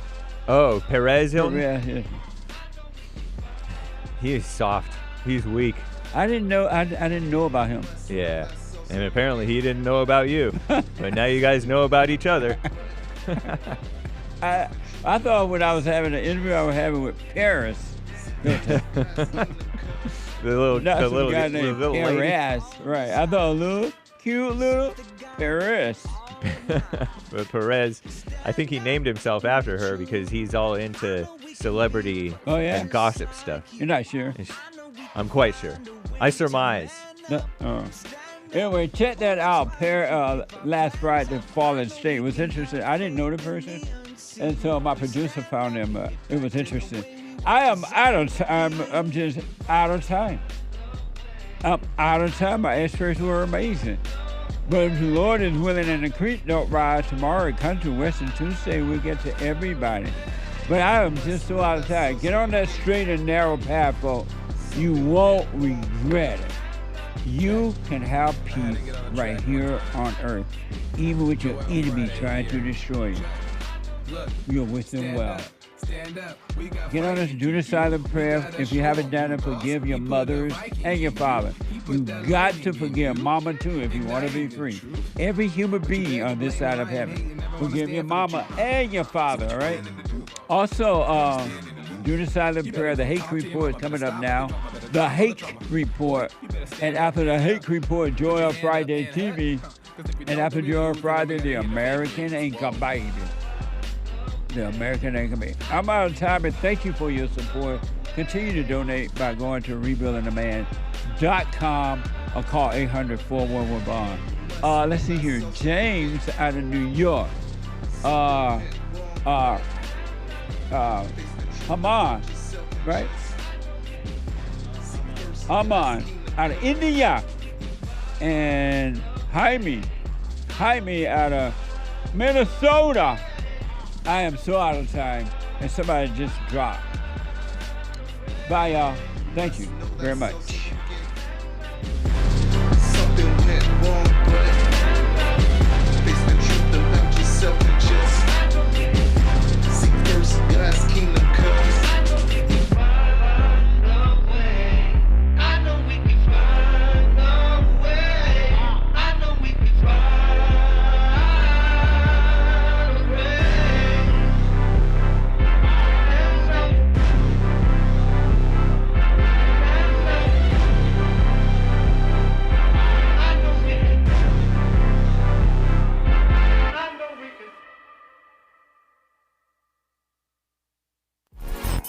So, here's what I recommend. I invite you to download my silent prayer, and I want you to start doing it.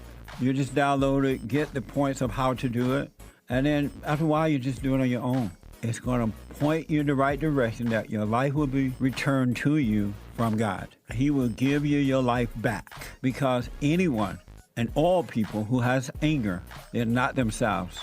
You are the person that you are angry at.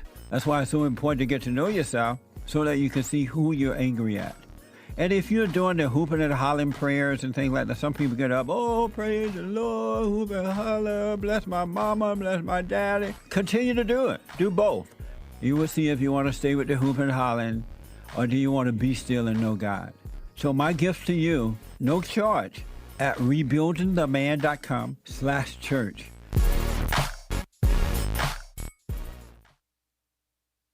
Anytime you have situations happening in your life, always be still. Don't overreact. Most of the people that I know, they say, oh, I know Jesus. I love Jesus. I'm an observer. And as soon as something don't go their way, they get mad. I'm like, what the? If you overreact, folks, remember to do that. Don't overreact. And when you get mad, it's your problem. It ain't your wife's problem, your husband's problem, your neighbor, your friend, your preacher, your teacher. It's your problem. Why you think you tick? It didn't go your way or the way you think it should go. Don't have a way you think it should go. Let life just happen. Thoughts make you think that life should go the way you want it to go. And if it doesn't, if someone don't do or say or act the way you think they should act, you hate them. And then you blame them for being mad. It's the darndest thing I ever seen.